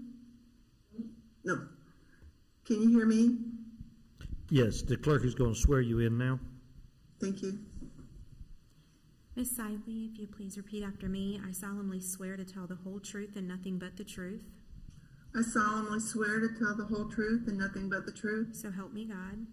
So help me God. For evidence presented before the Board of Adjustment. For evidence presented before the Board of Adjustment. Of the town of Fuquay-Varina, North Carolina. Of the town of Fuquay-Varina, North Carolina. Thank you. Okay, ma'am, you can go ahead with your statement. Good evening, and thank you for listening to all of us in opposition of what is occurring. I just want to reiterate the concerns that we have for the traffic flow. I agree that that's what this meeting is for. I too have major concerns. Our streets are residential. They are not for public transit. The apartment complex has, from my standpoint, the apartment complex has major traffic issues. We have a lot of in and out visitors that I do not feel are residents. I too agree that there needs to be a full, before the board continues with their thoughts and voting on this, I think that a true traffic submission needs to be, or evaluation needs to be done. That there at Dickens and Pine Street, because we have so much traffic that goes through that little intersection, it's amazing. And we worry about our pets, we worry about our children. It's a beautiful walking neighborhood, and it is a neighborhood. It wasn't designed to be multifamily residential structures. But that's the bottom line. I have major concerns for the traffic flow, what's going to occur on our streets. So thank you for listening. Anyone have any questions for this witness? Thank you, ma'am. Is there anyone else on Zoom who would like to give testimony? There are no more hands raised. There are no more? No more. All right. Is there anyone else who would like to speak in in favor of or in opposition of this petition?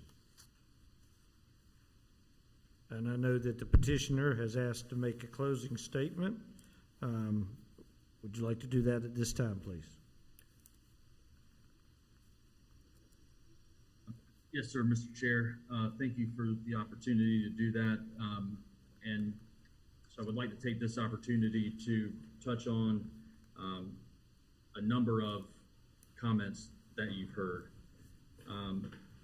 First, with regard to height, I want to clarify that yes, these are 3-story buildings, but much like the existing buildings on the property, they will be essentially 2 stories above grade and 1 story, kind of a basement unit below grade. And so there was some conversation about how tall these buildings would be. They will look, feel from a height standpoint very similar to the existing buildings on the site today, all of which are 2 above grade, 1 below grade story. With regard to the 80-foot right-of-way issue, again, I want to reiterate that having an 80-foot right-of-way serving the site is not a requirement of the ordinance. This section of the ordinance governing multifamily development essentially requires a special use permit for any multifamily project on right-of-way less than 100 feet. So even if we were accessing directly right-of-way greater than 80 feet, but less than 100, we would still be here just with a higher density allowance. But we are functioning under one of the kind of tiers of allowed development for multifamily that accesses right-of-way less than 80 feet. And to put this in context, I just want to identify 3 close-by examples. First, the apartments just to our east, Fuquay-Varina apartments. That accesses Andrew Road, which is about a 50-foot wide right-of-way, and Ballantyne, which is about 45 feet in width. The apartments down at 100 Loman Circle to the west access Jones Street, 45 feet in width. The Hillcrest apartments at 301 West Ransom Street access Tilley and Ransom Street, both of which are about 45 feet in width. And so I don't want the board to have this thought that this is an unusual occurrence where apartment projects are accessing rights of way less than 80 feet in width. It is just within this area, a very common occurrence. And all that this right-of-way width does is trigger a special use permit process and limit density. And again, we're limited to 12 units per acre, and our proposal is less than 10 units per acre. So I just, again, wanted to kind of put that into context. With regard to traffic, our professional engineer, Mr. Howell, provided the board with some data regarding trip generation from the existing and proposed development. First, I want to note that the trip generation comes from the Institute of Traffic Engineers trip generation manual. So it is a manual that has data that relies on actual projects for its trip generation values, and then applies those trip generation values to the number of dwelling units proposed. And it generates both daily and peak hour trips. So real quick, a question there. So we're going off of a mathematical formula, not an actual count. Is that correct? Well, we can't take counts, right? Like for the proposed units, we can't take counts for trips that are not there. Right, but you can for what's currently there, right? That's right, but every local government relies on, for its traffic impact analysis relies on the ITE trip generation manual for proposed development. And so let's just take the additional proposed 24 units. Those additional proposed 24 units would add only 8 trips in the AM peak hour and just under 11 trips in the PM peak hour. That's total number of cars in and out, and that's for those 24 units, which I'll note that this project has access to 2 streets, Ransom and Dickens. So those trips are distributed between those 2 streets, lessening the traffic on either one. And so the trip generation for the additional 24 units is extremely low, and so is the overall trip generation for the entire project. I want to get some clarification before you move on. So I need to make sure I understand this. So you're saying that that this ITE trip manual is stating there's only going to be 8 additional cars per hour in the morning and 11 additional cars at peak hour in the evening. Is that what I'm understanding you to say? Yes, sir. Those are associated with those 24 proposed units. Yes, sir. And can I speak to that for just 1 second, Michael, too? This is Danny Howe with Real Engineering again. Just so everyone's clear, too, when we submitted for our initial rezoning of the project, we included a trip generation letter prepared by Ramey Kemp and Associates, a traffic engineering consultant firm, to show that we were under the thresholds, i.e. the 100 vehicles per hour AM and PM max trips and the 1,000 vehicles per day.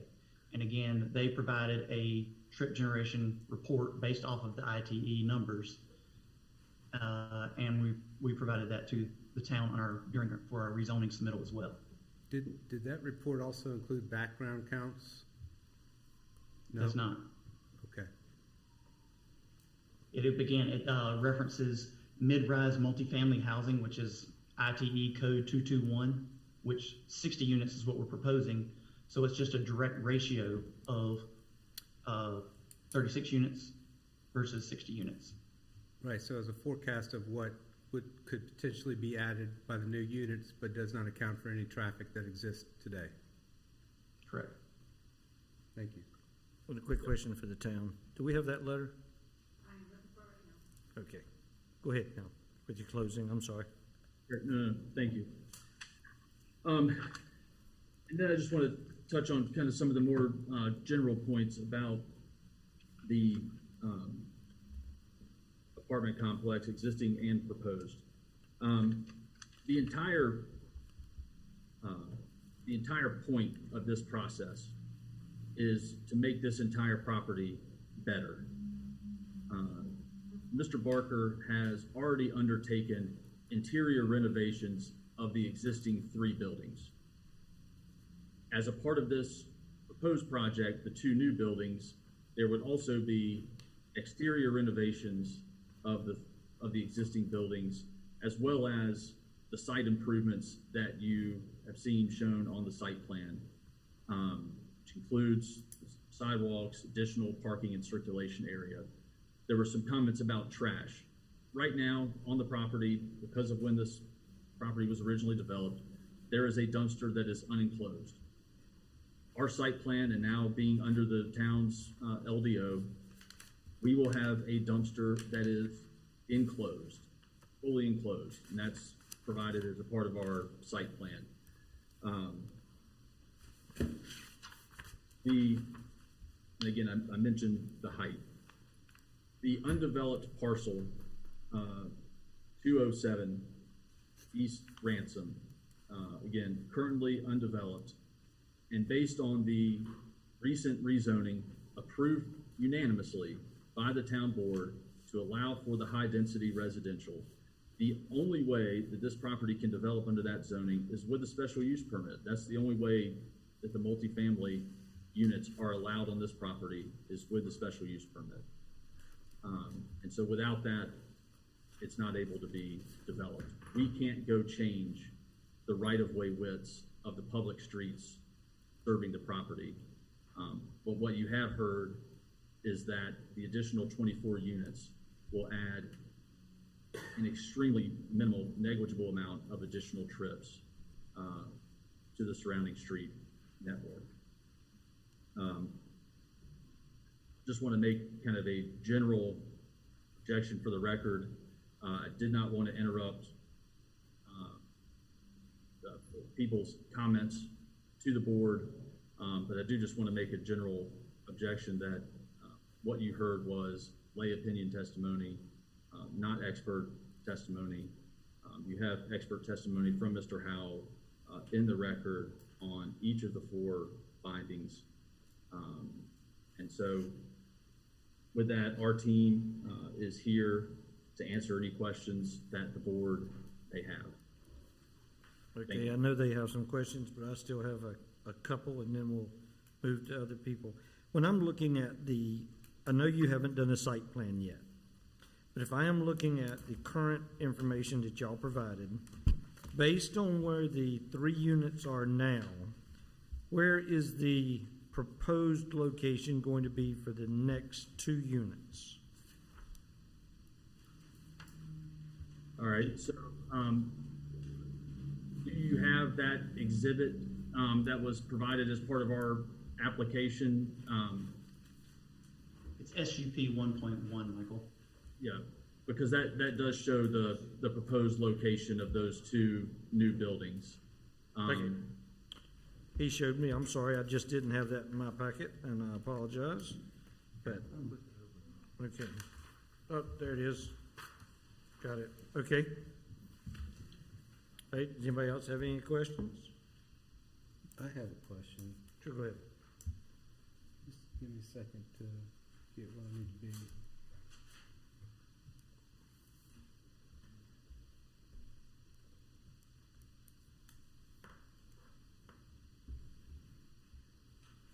So finding number 3, the statement, all statements start with the same sentence about it being an expansion to an existing group of apartment buildings. Do you have evidence to submit as to the whether the proposed plan will substantially or will not substantially injure the value of the adjoining properties? I don't recall hearing any testimony directly to that.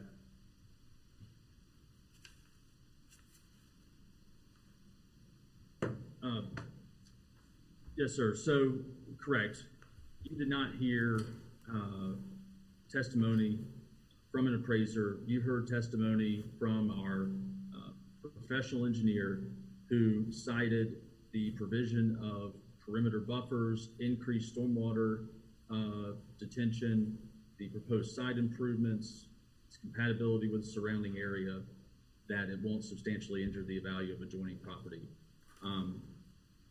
We are, the applicant team is, and you also heard, I would say, from Mr. Cirillos, an owner of property in the area, one of the existing buildings, about the value that it would bring and has already brought in terms of the renovations that have been made. But the applicant team, if the board so desires to hear, we will ask for a deferral and come back with some direct appraiser testimony on that item.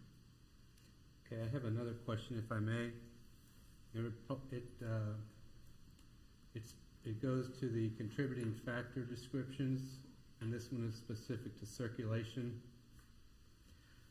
So, may or may not know the answer to this, but I noticed on Wake County GIS it does show a center line that runs through the property along the connection between Dixon and Ransom Street. And I was just curious as to whether there was a planned right-of-way there from the town's transportation plan. And secondly, you state that the proposed project provides a safe vehicular and pedestrian connection between Ransom and Dickens. And when you look at the proposed site plan that you've prepared, the traffic coming in from East Ransom Street is immediately taking a right turn upon hitting the property line, or a right curve that is in direct conflict with any vehicles that would be backing out of parking spaces along that frontage, which generally is not a safe condition. So I'd like to hear your thoughts on that. Michael, I can speak to that. Yeah, that'd be great, Danny. Thank you. Again, this is Danny Howell with Real Engineering. The existing condition you have there now is when you're coming in towards the east from East Ransom Street, again, there's an existing curve through the parking lot and everything as is. Again, it's not an extension of a right-of-way. The right-of-way does stop at the property line, but there is a drive aisle that goes through the site, and there is a existing dumpster, the dumpster in question from earlier. There's not an enclosure, but there's an existing dumpster at the far southwest of the property. And again, that's where your trash truck comes in now and grabs the trash. And again, it's blocking the street and everything else. We've now changed the circulation of the whole site to push the garbage and refuse truck around, circulate through the site. And we put the dumpsters further into our apartment complex, away from the existing residential uses outside of our project, to allow the truck to have proper circulation, not back up any of the access between Dickens and East Ransom Street. It gets it off of that circulation path. And again, we've also set up the parking that's in front of the existing first three-story building at 201. Again, we set that up so you come in and there is no cars backing up immediately. We have an additional space that we've added for a car to back up that's not even in the drive aisle coming through the site in front of the existing building at 201. And we also made it too so there's not stop conditions at these at the entrances into the site as well, to keep traffic flowing through and not backing traffic up on East Ransom or Dickens. So you have smooth, free-flowing circulation into the site. And when you come in from Dickens, you can go straight, you can go right, you can go left. And then the same thing when you come in from East Ransom, you can go straight in through in front of the existing 201 building, and then you can go right, straight, or left again. So all of that was purposeful and intent to better the circulation through the site, make it safe movements, get those larger vehicles out of the main circulation path. And the same thing going in with siding the buildings. We put the buildings closer to the existing apartment side of the site, and keeping buildings away from the rear of the single-family lots to the south. That's some of the comments we'd heard in our neighborhood meeting. So we were trying to address those concerns and keep the buildings away from them as well. And again, like Michael said earlier too, these are, I know we say 3-story, but they're 2-story, again, with a subterranean level. They have these bridge-type structures that take you to the main level, and then there's one sub-level and one level above the main level. Okay, other questions? I do have one for the town. They brought up these other apartment buildings that were accessing to a 45-foot right-of-way there. Do you know when they were built, and were they built under the same restrictions that we currently have that they will be building under?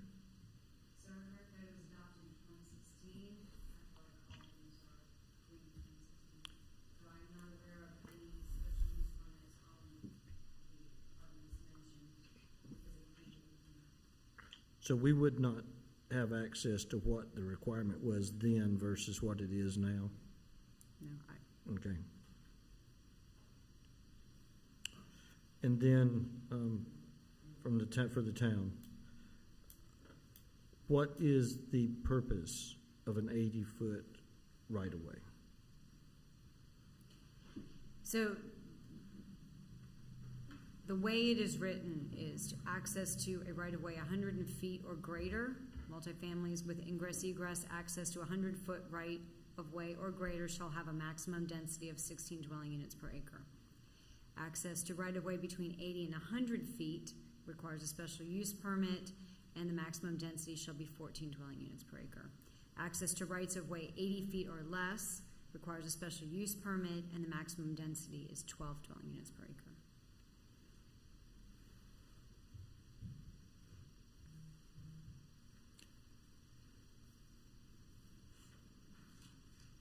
Can you speak to the intent of that portion of the code? My interpretation would be is that we feel that the density is in relationship to the size of the road accessing.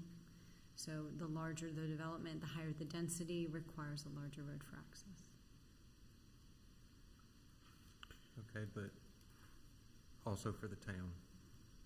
But changing the right-of-way does not change the width of the road or the shoulders. It just changes the right-of-way. So if these were proposed roads, then yes, it would. Generally speaking, 80-foot right-of-ways, if you look at our town plans, would be either 2 or 3 lane median divided with sidewalks on both sides. So if this were a new development going in with frontage, traditional frontage, not stubbed frontage, they would be required for constructing half of the, or dedicating half of the right-of-way and constructing half of the proposed road along their entire frontage. So if this was a, just speaking hypothetically, if this was a brand new multifamily development, they would be responsible for the improvements along their entire frontage for that proposed right-of-way. Which would include Ransom and Dixon Street. Now, Ransom and Dixon Street are not on our CTP for improvements. Okay. So if they had frontage along those roads, they would be required for bringing those roads up to standards with curb and gutter and sidewalk, potentially not making them any wider. Okay. But it's hypothetical because this is not a new development. They don't have the frontage, so they're not required to do the frontage improvements with their site plan. That doesn't trigger it. And I know you're not the engineer, but do we know what the density of those roads are and the impact of the construction traffic that's going to be coming in and out is going to have on the conditions of the road, and what burden will the town then assume if the damage is created because of materials coming in and out? I really don't have information on that.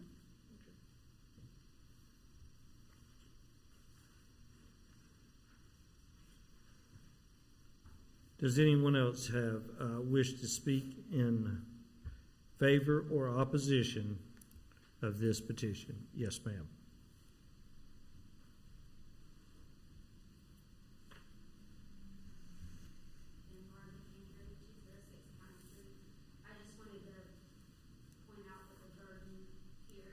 Is that each of these findings of fact be proven by competent material and substantial evidence.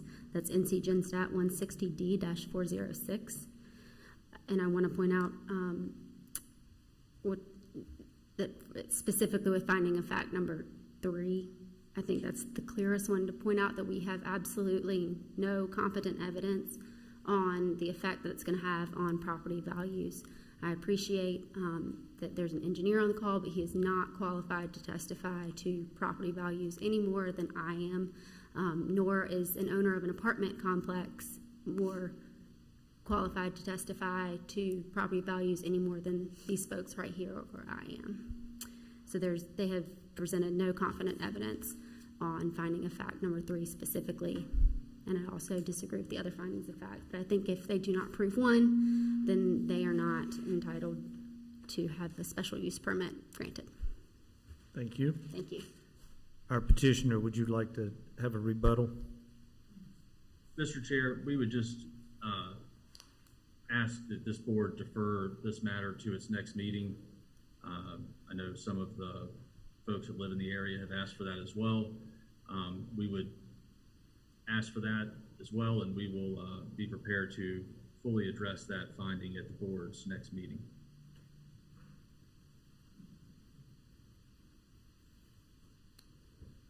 To the town attorney.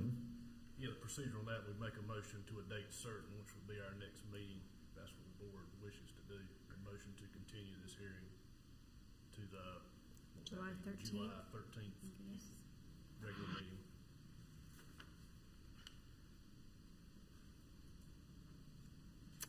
I'm trying to decide do we want to continue it, or do we want him to offer the opportunity to withdraw and then resubmit?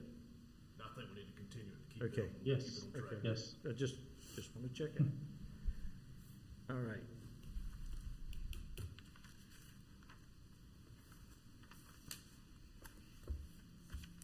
Does the Board of Adjustment wish to do a continuance, or do you want to proceed this evening? I would proceed. I think I'm leaning that way as well. Why don't we go into discussion if there's no other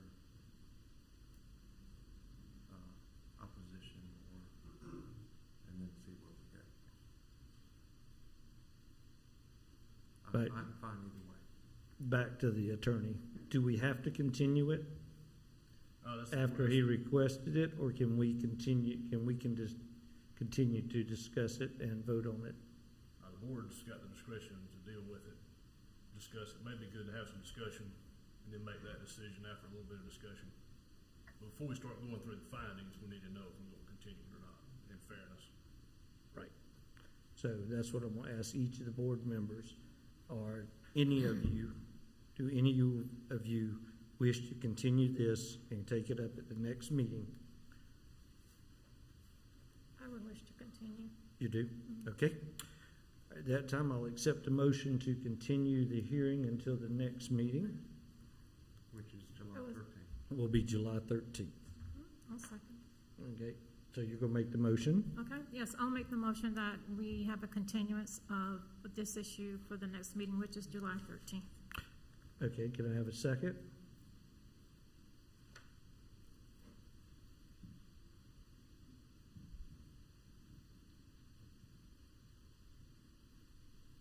All right, I will second the motion then. Now we'll vote. All in favor, raise your right hand.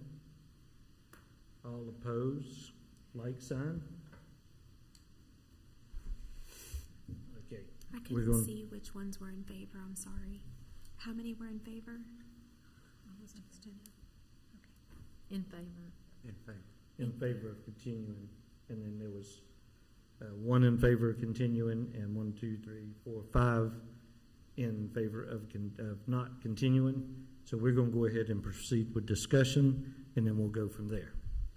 Okay, at this time, we're going to close the public hearing, and the board is going to go into discussion. All right. You know, there's been a lot said tonight. You've heard a lot of emotion, a lot of hearsay, some facts.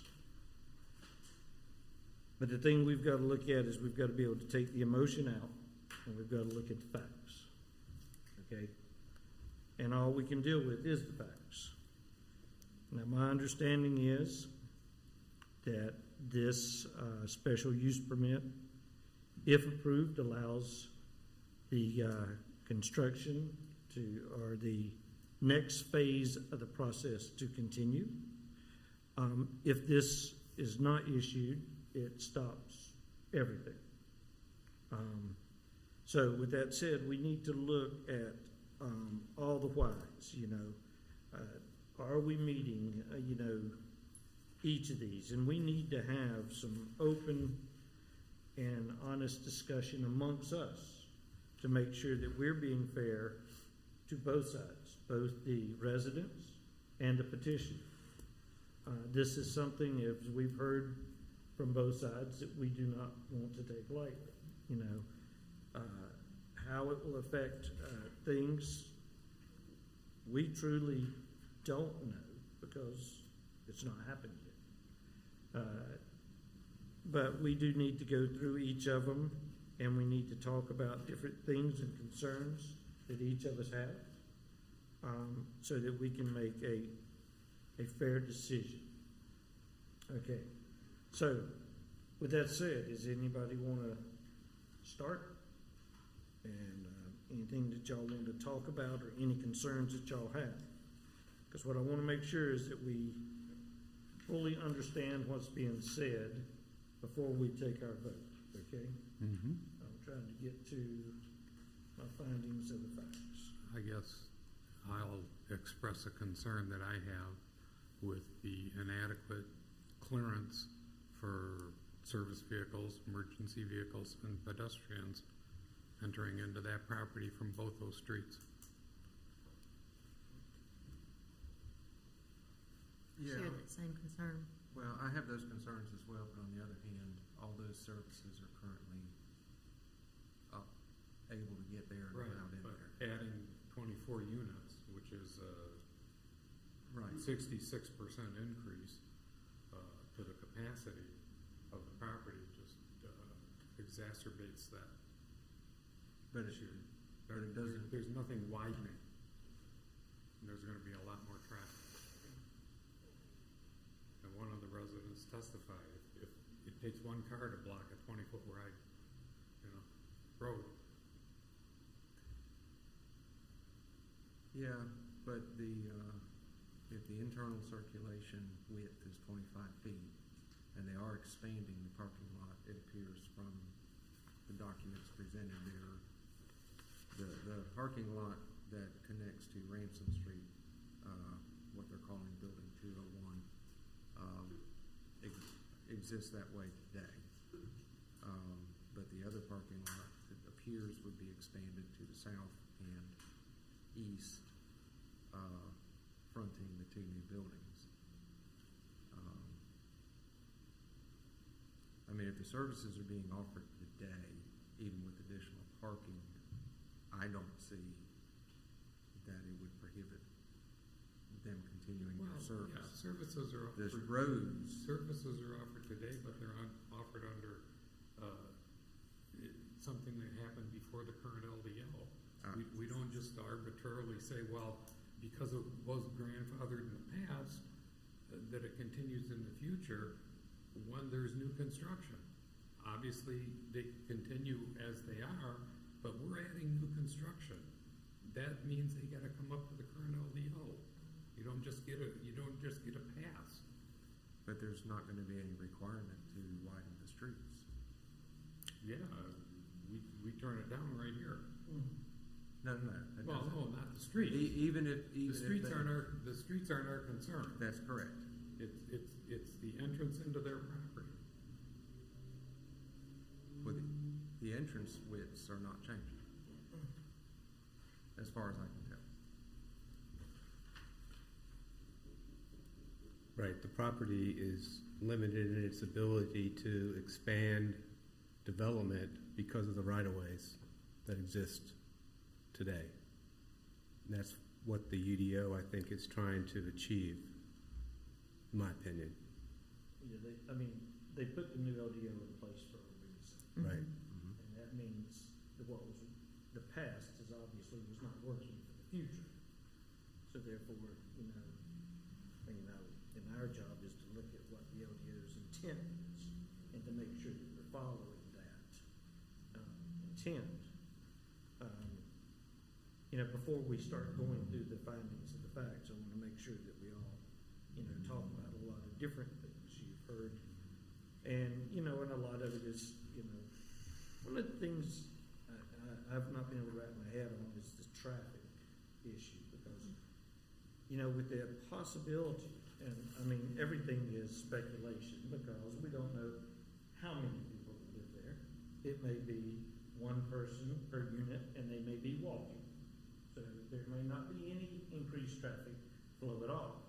But on the complete opposite end of the spectrum, there could be two couples in each apartment with 2 cars each, increasing the number of cars to 240 cars. And it is extremely hard for me as a, just an average individual to figure out that you're only going to have 8-car increase of traffic flow during the peak hours in the morning, even if there's only 10 more cars in the parking lot, they've got to get out. But with that said, it's hard for me to believe that there's not going to be increased traffic if we increase the number of apartments. It's hard for me to wrap my mind around a two-bedroom unit and what you say there's, we don't know what the maximum occupancy is in there. And if you do have two couples, just on the hypothetical situation that you do have two couples in it and you do have 4 cars per unit, you've only got 123 spots. So where are those cars going? Yeah, They're going to be parking on the streets. because I don't see anywhere on this drawing that it provides for additional parking other than the parking lot. So there's nothing that shows, hey, if you've got company, or they didn't tell us, are you going to be restricted to have 1 car per apartment? Well, the witness, the expert witness, the engineer stated that Ramey Kemp and Associates, a very esteemed traffic analysis firm, only accounted for new trips for the 2 new buildings and didn't account for any background traffic, so no counts for what the existing is or the existing buildings. So the peak hour trips for 2 buildings may not exceed the need for a traffic impact analysis, but the existing traffic coupled with that may. And that's what we got no background on. We got no information on that. Well, I will speak to a couple of these issues because most of you know my background is a traffic engineer and I am a registered professional engineer. Using the IT trip generation manual is standard practice because it's just standard practice. And honestly, I don't know what the threshold is to mandate a traffic impact analysis. That's not my area of expertise, but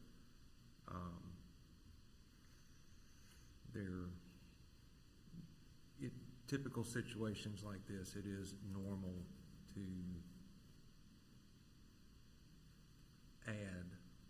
use that process to discuss the additional traffic that the development is going to possess, because the assumption is that everything without that development, nothing is really changing. So you're really talking about the increased traffic to look at from the traffic perspective as opposed to cumulative, if that makes sense. It does, but if there's already a problem, it would just add to it. And so you're saying what he's telling us would be accurate because I don't know if his numbers are accurate, if he but the process he utilized it the way describes. it should be, it would be right. And what we've heard to address your point is we don't know if there's a problem. Right. Yeah. We've had hearsay that there's a problem. True. But we don't have factual evidence that there's a problem. Right. So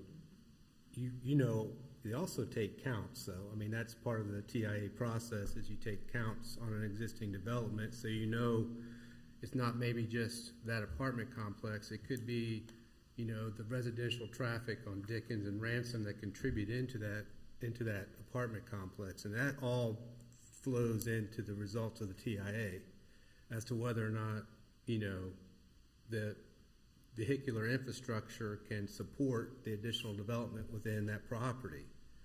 And the only exception to taking counts is if it's already so low, it's not cost effective to take counts. And I don't know what those traffic numbers look like, so I can't speak to that. Right. I can just speak to the process that they're using to generate the numbers, the new numbers. Yeah, we agree on that. I think it is important to know kind of what the background is there now, but we can move ahead. Yeah, but it does kind of go back to the original discussion that Bill and I was having, that even if you had 80-foot right-of-way on both of these streets, the only thing that would be different about this whole process for the petitioner is that they wouldn't be here with the petition. Right. I mean, it wouldn't change the parking, it wouldn't change the ingress and egress, it wouldn't change the pavement width, it wouldn't change the shoulders, it wouldn't change anything. That's the only difference, and that's why we're here tonight. So I think my biggest concern was, and not to go into the findings specifically, but in finding number 3, I think if you wanted to get this special use permit, then you could have, or should have, had brought evidence to that fact, and they didn't have evidence, hard evidence to that fact. And I think that's where I was going with the continuous, because I think these guys asked for that, for them to have an opportunity to go back and do that. Because to me, it's just very vague and it's not supported as it relates to the value or the impact of the value. Now, I will speak to that as well. You're correct, but they did have the opportunity to do that and bring it here tonight. Mm-hmm. If we had to continue every single case that we saw, we would never. You know, and that's, you wouldn't know that until they were finished, because if they go in there and build this magnificent property that's gonna bring in, you know, if it's gonna, you know, we saw a bunch of pictures that were taken yesterday, okay? If it's gonna clean all that up and make it a safer environment, it could increase the value of the homes and all that. At the same time, if they build it and it continues as it is, then it's, you know, we don't know. We can speculate, but there's no fact there. You know, but. Well, and the petition does say that they are adding lighting, they are relocating the dumpsters, and that's located on this plan here, to an enclosed area. They're refinishing the exterior of the existing buildings. So there does appear, and they're installing sidewalks on site where there aren't any. So it appears that they are making some efforts to spruce it up. Excuse me, if you guys can make sure that you're speaking directly into the mics, that way our virtual people can make sure they can hear you. I'm sorry. It's more me, because I'm taking that relaxed approach of looking at things. I was wanting to see the picture.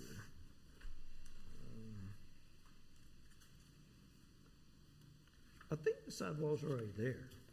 There are some, but they're going to extend some of those. It's kind of hard to tell, but there's a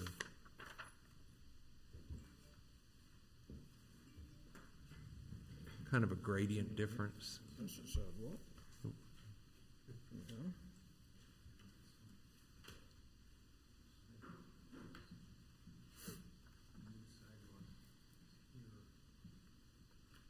That's existing. I think this is existing.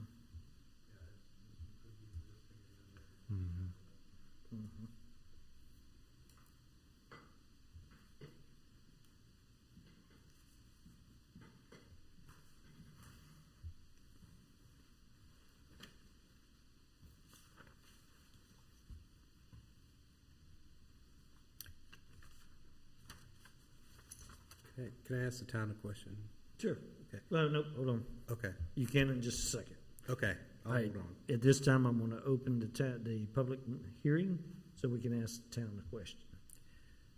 Can you one more time, please? So the request, actually, it states that the maximum density of 12 dwelling units per acre as stated in the approved zoning condition is also a required standard of a multifamily development with access to a right-of-way of 80 feet or less. Can you restate one more time that requirement specific to the 80? What did you say, 45 to 80? What was there a range there?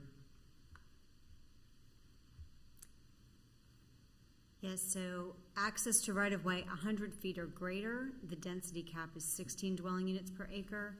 Access to a right-of-way between 80 and 100 feet, the density cap is 14 dwelling units per acre.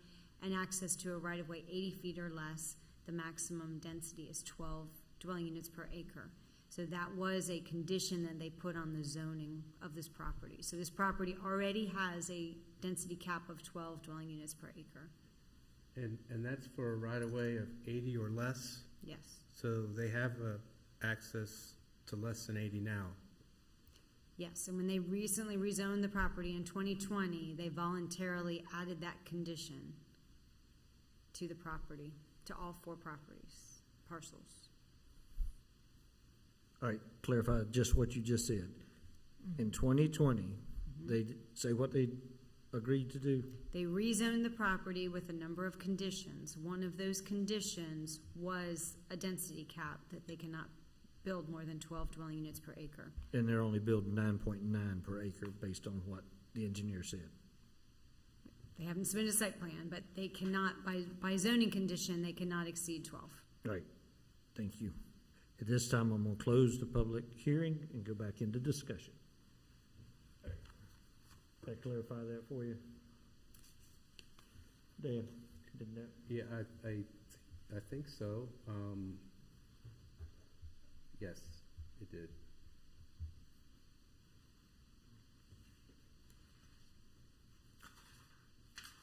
Is everybody else clear on that?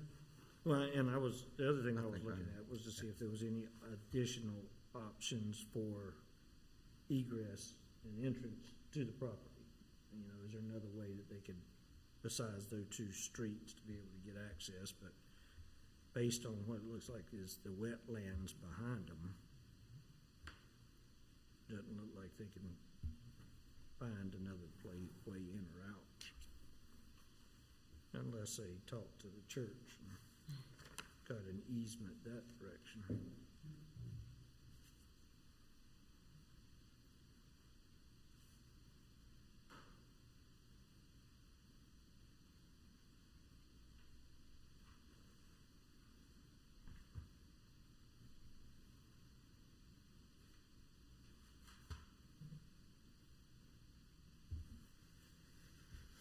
Does anybody else have any discussion we want to discuss before we start discussion each of the findings for the facts?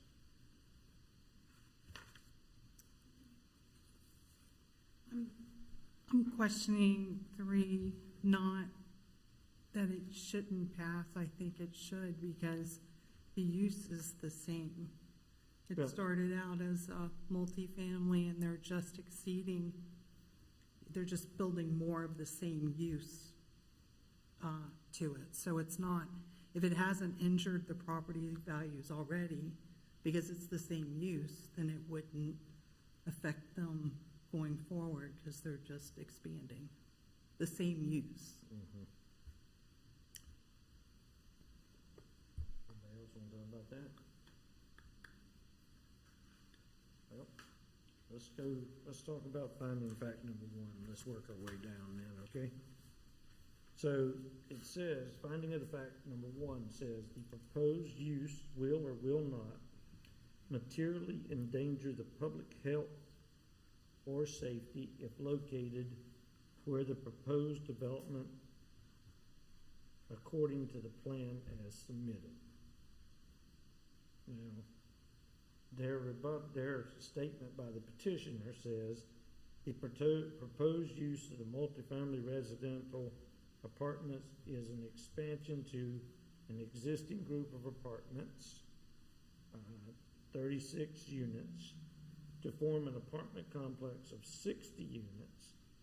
The proposed project, 24 units, including associated infrastructure improvements, provides a safe vehicular and pedestrian connection between East Ransom Street and Dickens Street. So let me read the finding number 1 again. The proposed use will or will not materially endanger the public health or safety if located where it's used. I understand what they are saying. It says on the connection between the 2, are they referring to that little corner of their property that's there, or are they referring to all of Dickens Street and all of Ransom Street? They're only saying that it's going to improve the conditions in that one little square, right? It's not going to endanger public health or safety inside there. That would be my understanding, because that is all that they are required to petition for, is that development. Yes. And based on what they have provided in evidence here, with additional sidewalks and improved lighting, improved exterior, well, not public health, but lighting, sidewalks, better circulation within the development. Enclosed dumpsters, they said. Yeah, that's all the associated infrastructure improvements that they reference here.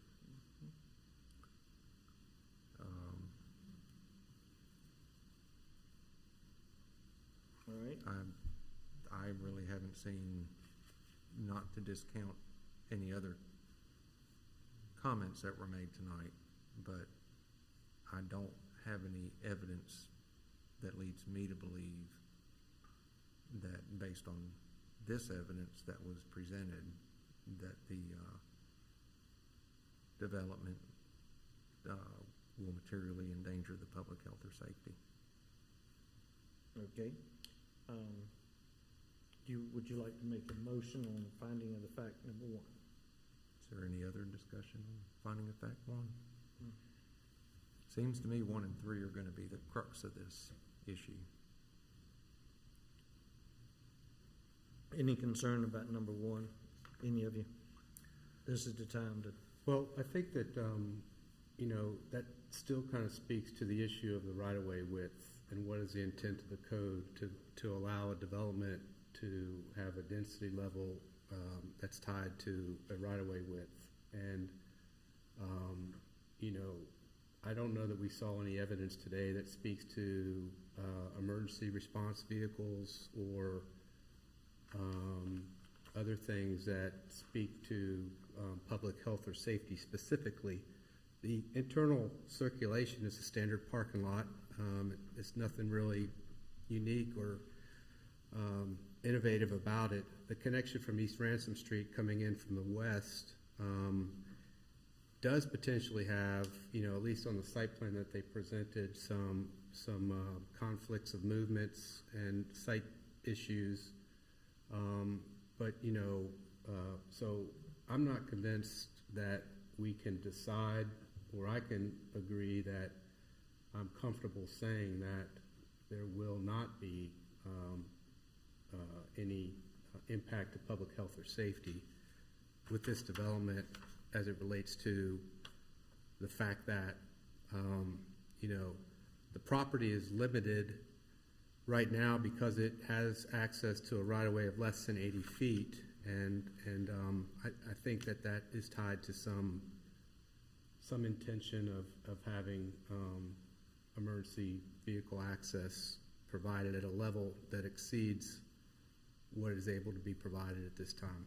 So those are kind of my counter thoughts. Okay. Anybody else thoughts?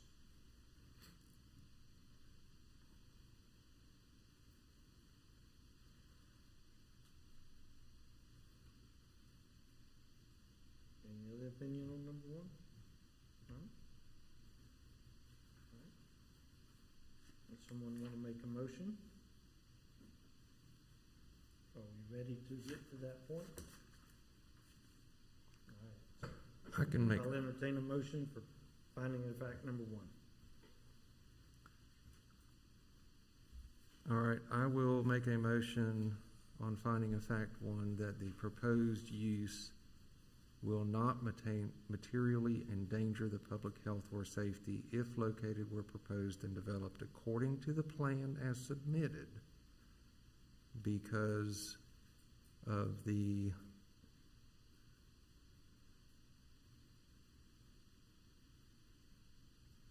increased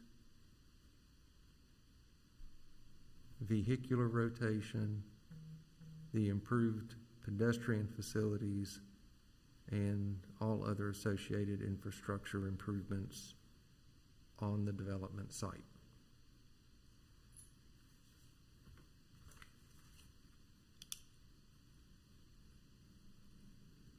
Okay, I have a motion. Do I have a second? I'll second. Okay, we have a motion and a second. All in favor Raise your right hand. All opposed? Likewise? Okay, finding of fact number 1, 2, 4, 1, 2, 3, 4 against. I thought it was 5 against. Was it 5? Okay, thank you. Me and Angela. It's a 4. Right. Yeah. Okay, let's move on to finding of the fact number 2. Okay, the purpose of this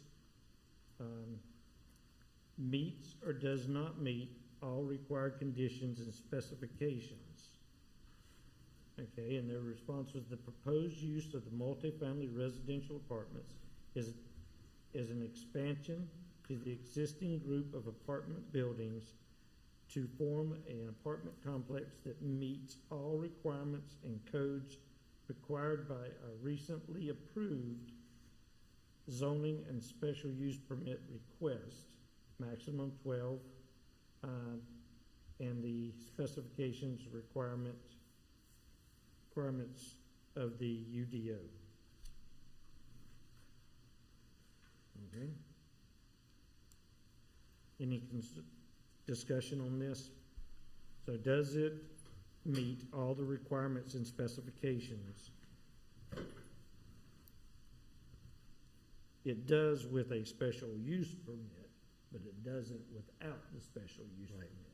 Mm-hmm. I think we've got to look at outside the special use permit, does it meet the standards? Yeah. You know, it's testimony by the town and the engineer would state. Right. We're dealing with special use permit as an additional requirement. So, does it meet the required conditions and specifications?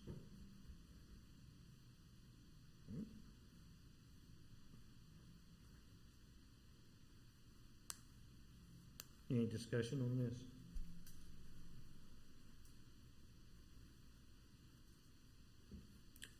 I mean, the LDO says it's 80 feet. Then on the other hand, like you said, is 80 feet, would it really change anything if it was 80 feet? Of course, 80 feet is, less than 80 feet is also allowed to be requesting a special use. It's not a requirement, which is why this is not a variance.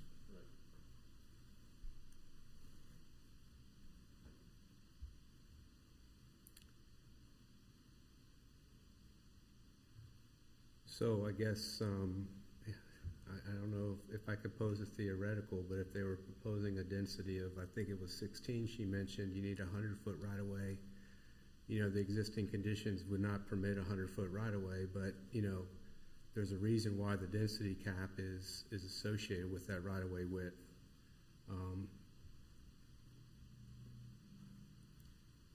Is one thought of mine. So the proposed use meets or does not meet all required conditions and specifications, and did you suggest that we separate that from the?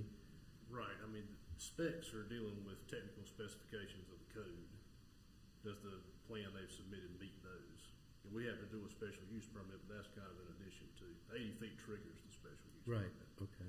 Yeah. But if you take that off, does it meet the standards if we didn't have a special use permit requirement? Does it meet the standards of the code?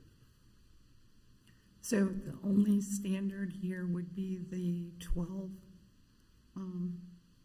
DUA? Staff would probably need to speak to that Okay. more if you want that. All right, hold on a second. We're going to open the public hearing again so we can ask the town a question. Public hearing is now reopened, and go ahead and ask Pam the question. Is the 12 DUA the only standard that it has to meet? So in the site plan that they've submitted, there's a number of other standards, being the minimum parking requirements, building setbacks, the width of the parking bays and drive aisles that they mentioned. Those are all items that are built to town standards.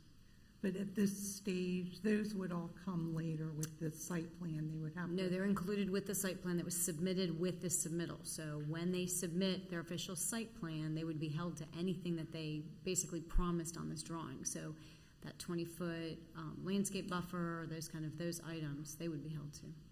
But you did testify earlier that when they had it rezoned, they had a self-imposed requirement of a maximum of 12 dwelling units per acre. Right. Yep. And then any also of the other conditions, the prohibited uses would also be standards that they would be held to. All right, any other questions for the town?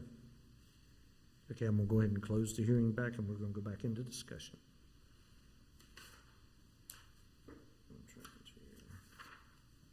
The other standard that is discussed in the petitioner's paperwork is the parking spaces. And they mention a minimum of 120 spaces, and they're adding 66. That would bring it up to 123, which would be above the minimum. Yep.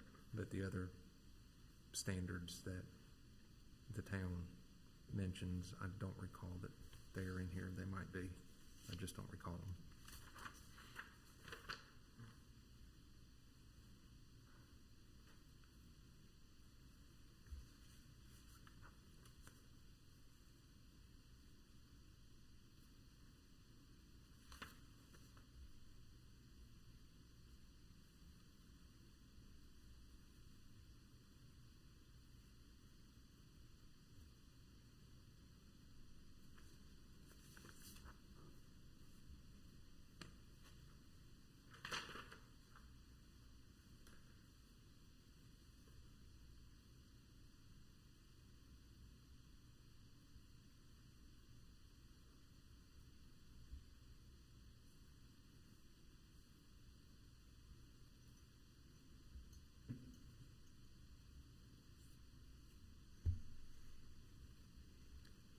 Okay, well, it does mention under lighting that there is a requirement for less than half a foot candle for off-site glare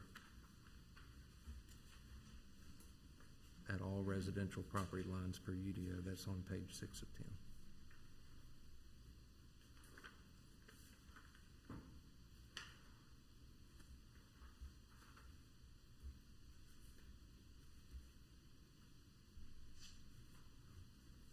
Okay.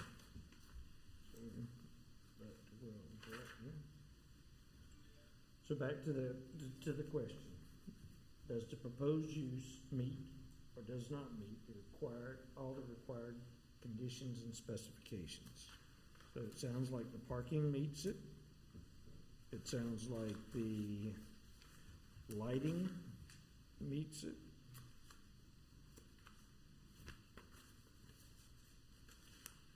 And the maximum dwelling units. Say again? And the maximum dwelling units. And the maximum dwelling units meet it? Chairman, the petitioner has raised their hand if you're interested in hearing anything. Say again? The petitioner has raised their hand if you're interested in. And just let us, just stand by a minute. Let's continue this conversation for real quick. Okay, so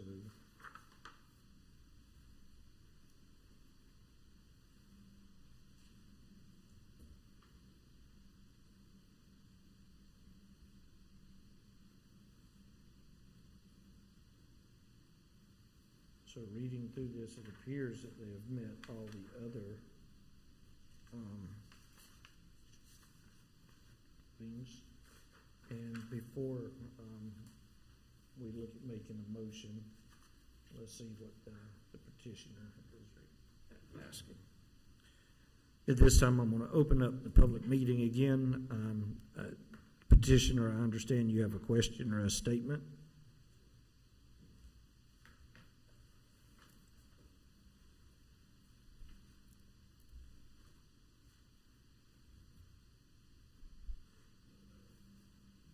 Hi there. Can you hear me now?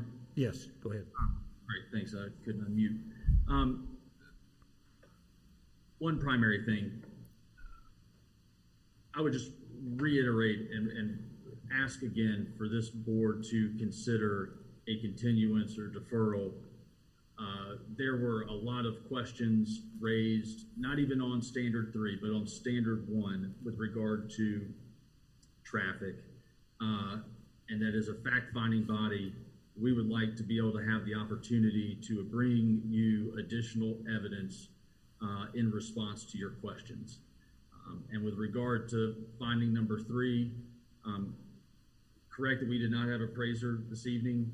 I'll note that that's not unusual. In fact, the case before us did not have an appraiser, and the board found in favor of that standard, with no appraiser testimony as well. And so I would ask the board, instead of going down a road of denying an application only for us to kind of have to come back through the process, I would ask the board to reconsider providing both us and folks who spoke in opposition asking for a continuance. We would ask you to reconsider granting a deferral so that we can provide you with additional evidence so that you can make a decision. Thank you. All right, thank you.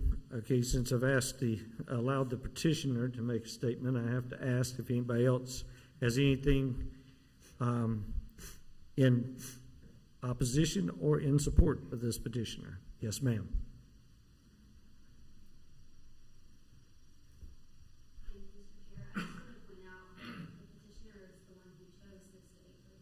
They've known about this date for the hearing. They've had time to come and gather evidence and put together evidence, and they haven't done that. So we would just ask that, to the extent that you're inclined to continue this, to allow the petitioner to do what they already knew that they should have done, then we would object to that.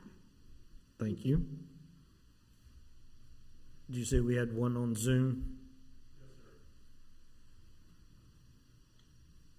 This is Danny with Real Engineering. I was also going to add to you guys' discussion of finding number 2 about the specifications. Again, I'm the expert witness, and I stated that we are meeting the specifications, i.e. we have not asked for any variances from the UDO, and therefore we are meeting finding number 2 for certain.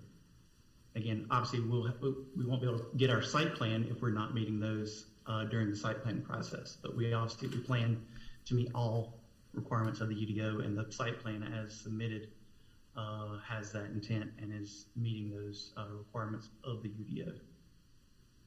All right, thank you. Anyone else want to speak in favor or in opposition to this petition? All right, if not, I'm going to close the public hearing, and we're going to go back into discussion. Mr. Chairman, I need a point of clarification from the town attorney.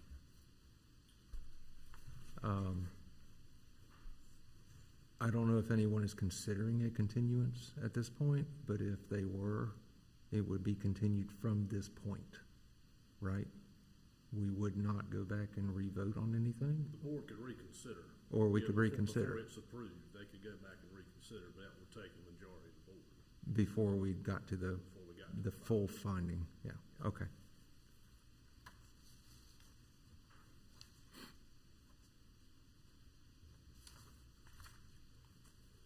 All right, so I'm going to ask the question one more time to the board. Are we ready to continue to move forward, or do we want to continue?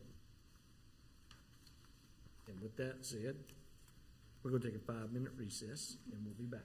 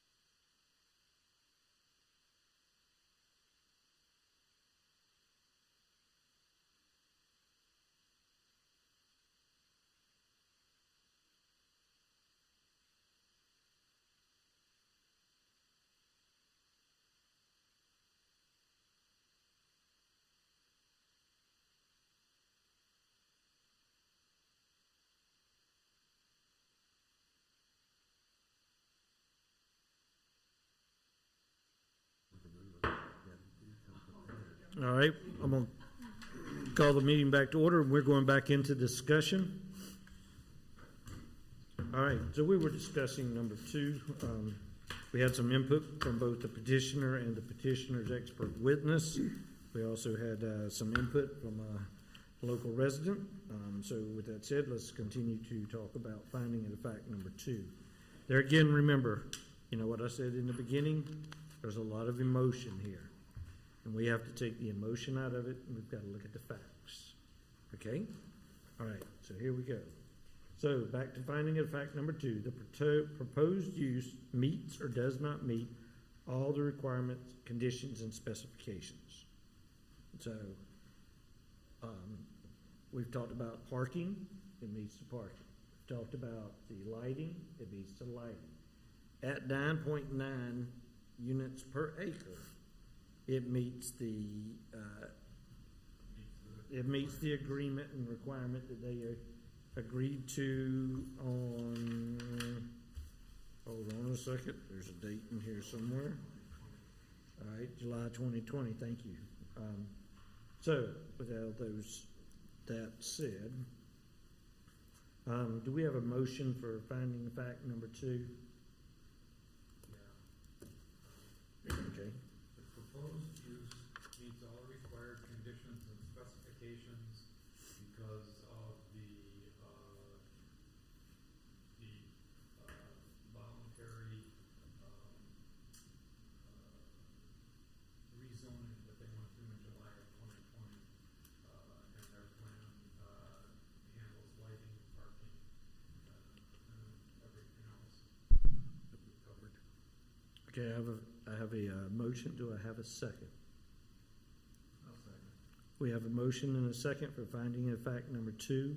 All in favor, raise your right hand. All opposed, like sign. Motion carries. All right, there was a lot of discussion on finding fact number 3. You heard different things.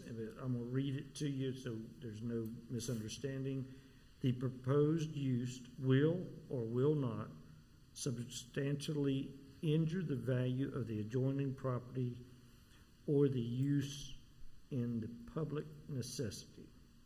And their response is the proposed use of the multifamily resident apartment is an expansion to the existing group of apartment buildings, 36 units, to form an apartment complex of 60 units and will not substantially injure the value of adjoining property. Our developer will improve the area by also updating,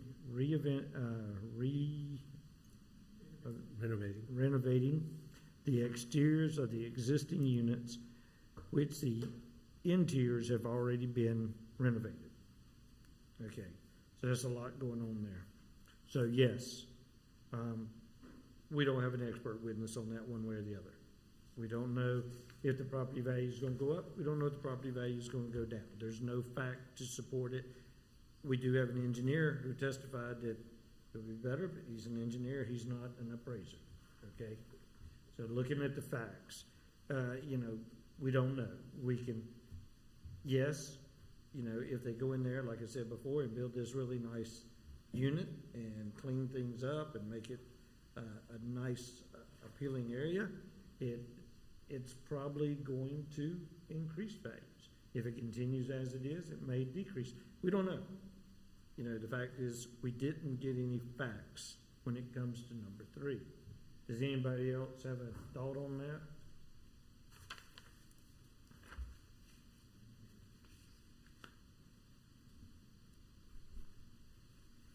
Anybody? Okay. If we don't have any other discussion, can I get a motion on number 3?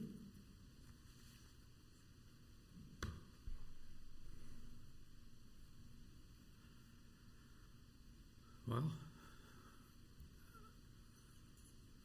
the proposed use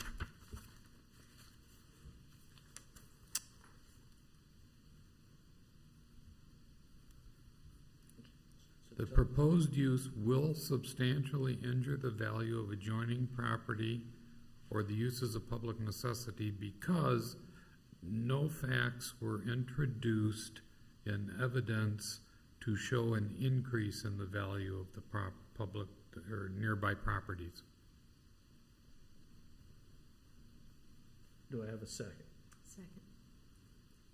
All right, we have a motion and a second. All in favor, raise your right hand.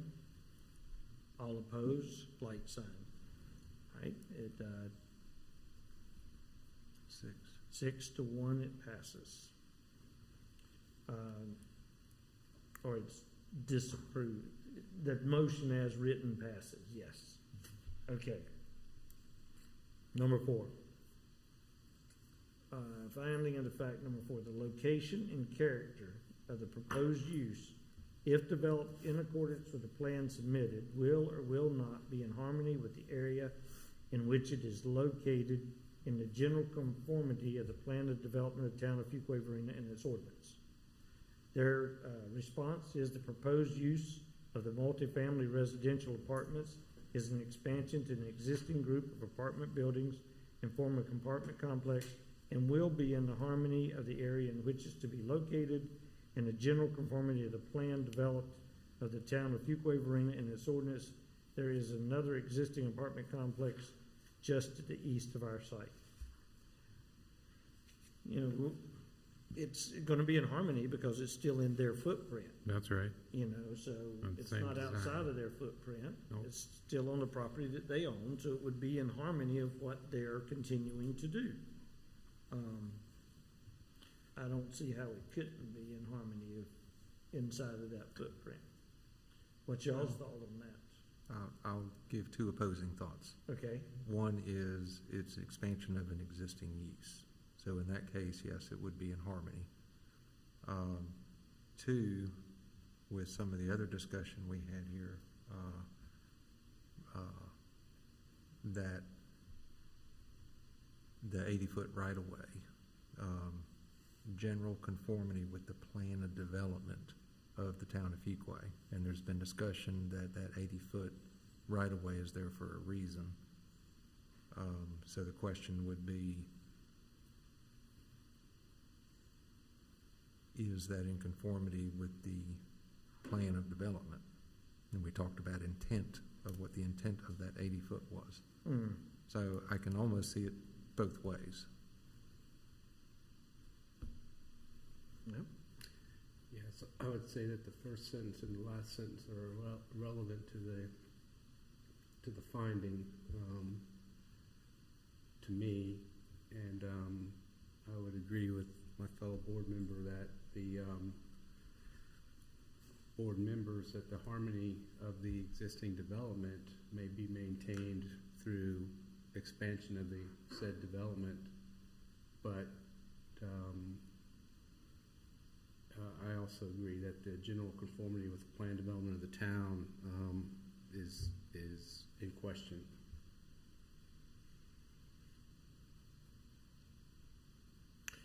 Well, and I would too if I didn't refer back to that July 20th agreement with the town, and the town, you have it in front of you, Bill, by any chance? Let me find it.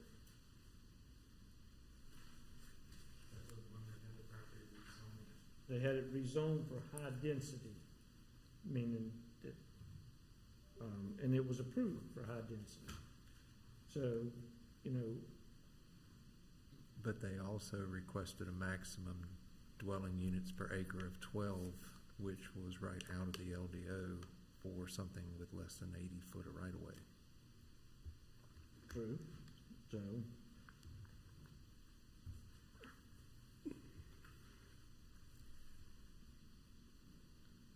All right. I mean, I guess what I'm saying is they already knew that they had less than 80 foot of right of way. Well, and they already knew the maximum was going to be 12, so there was no harm in asking for a 12 maximum. Yeah, and that kind of to go along with that is that the development potential of the property may only yield that additional density. So, you know, the whole back side of the property is environmentally protected, and really the only place that they could develop and get that parking count would be on the eastern boundary of the property. So I'm not saying that it's either way, but I think that maybe the maximum density may be achieved just through the opportunity that the vacant land on that property presents for development.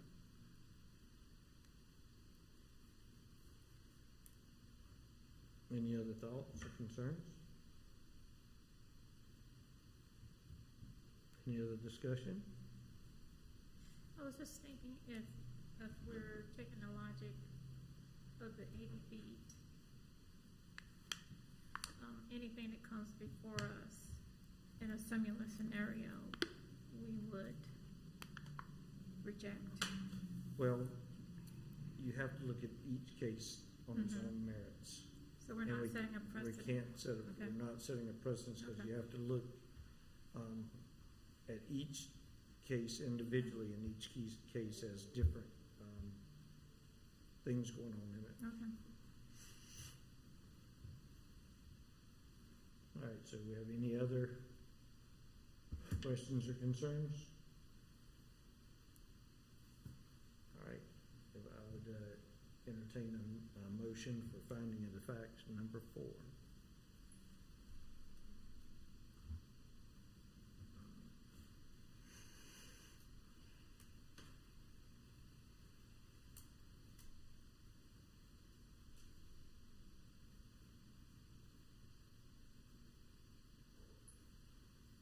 I know it's a tough one to look at and to do, but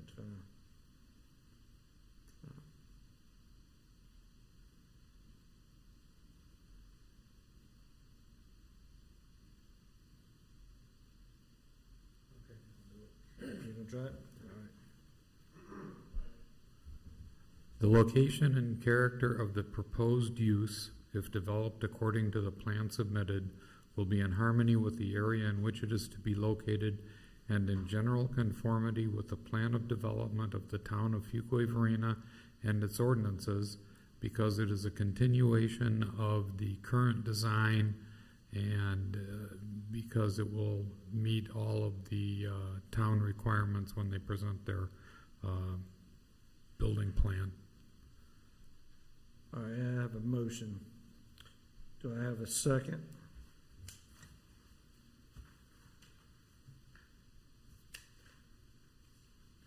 I'll second. All right, we have a motion and a second on the finding of the fact number 4. All in favor, raise your right hand. All opposed, same. Passes 5-2. But 2/3, the turn? Just simple majority. Good enough. All right. Can I make a motion on the petition? Sure.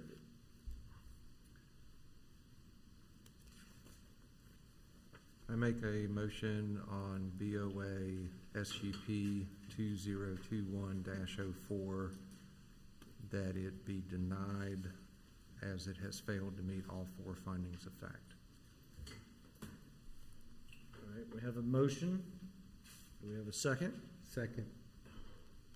All right, all in favor? Raise your right hand. All opposed, like sign. The motion carries. Thank you all very much for being in attendance. Thank you all on Zoom for being in attendance. Thank you to the board members. And we will move on to our next agenda item as soon as I can find the agenda.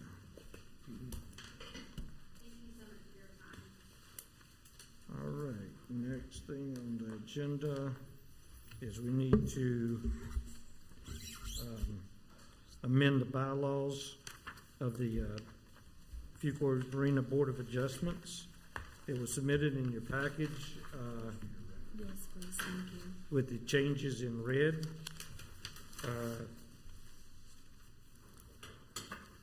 Does anybody have any objection or discussion on any of the changes that you saw in the bylaws?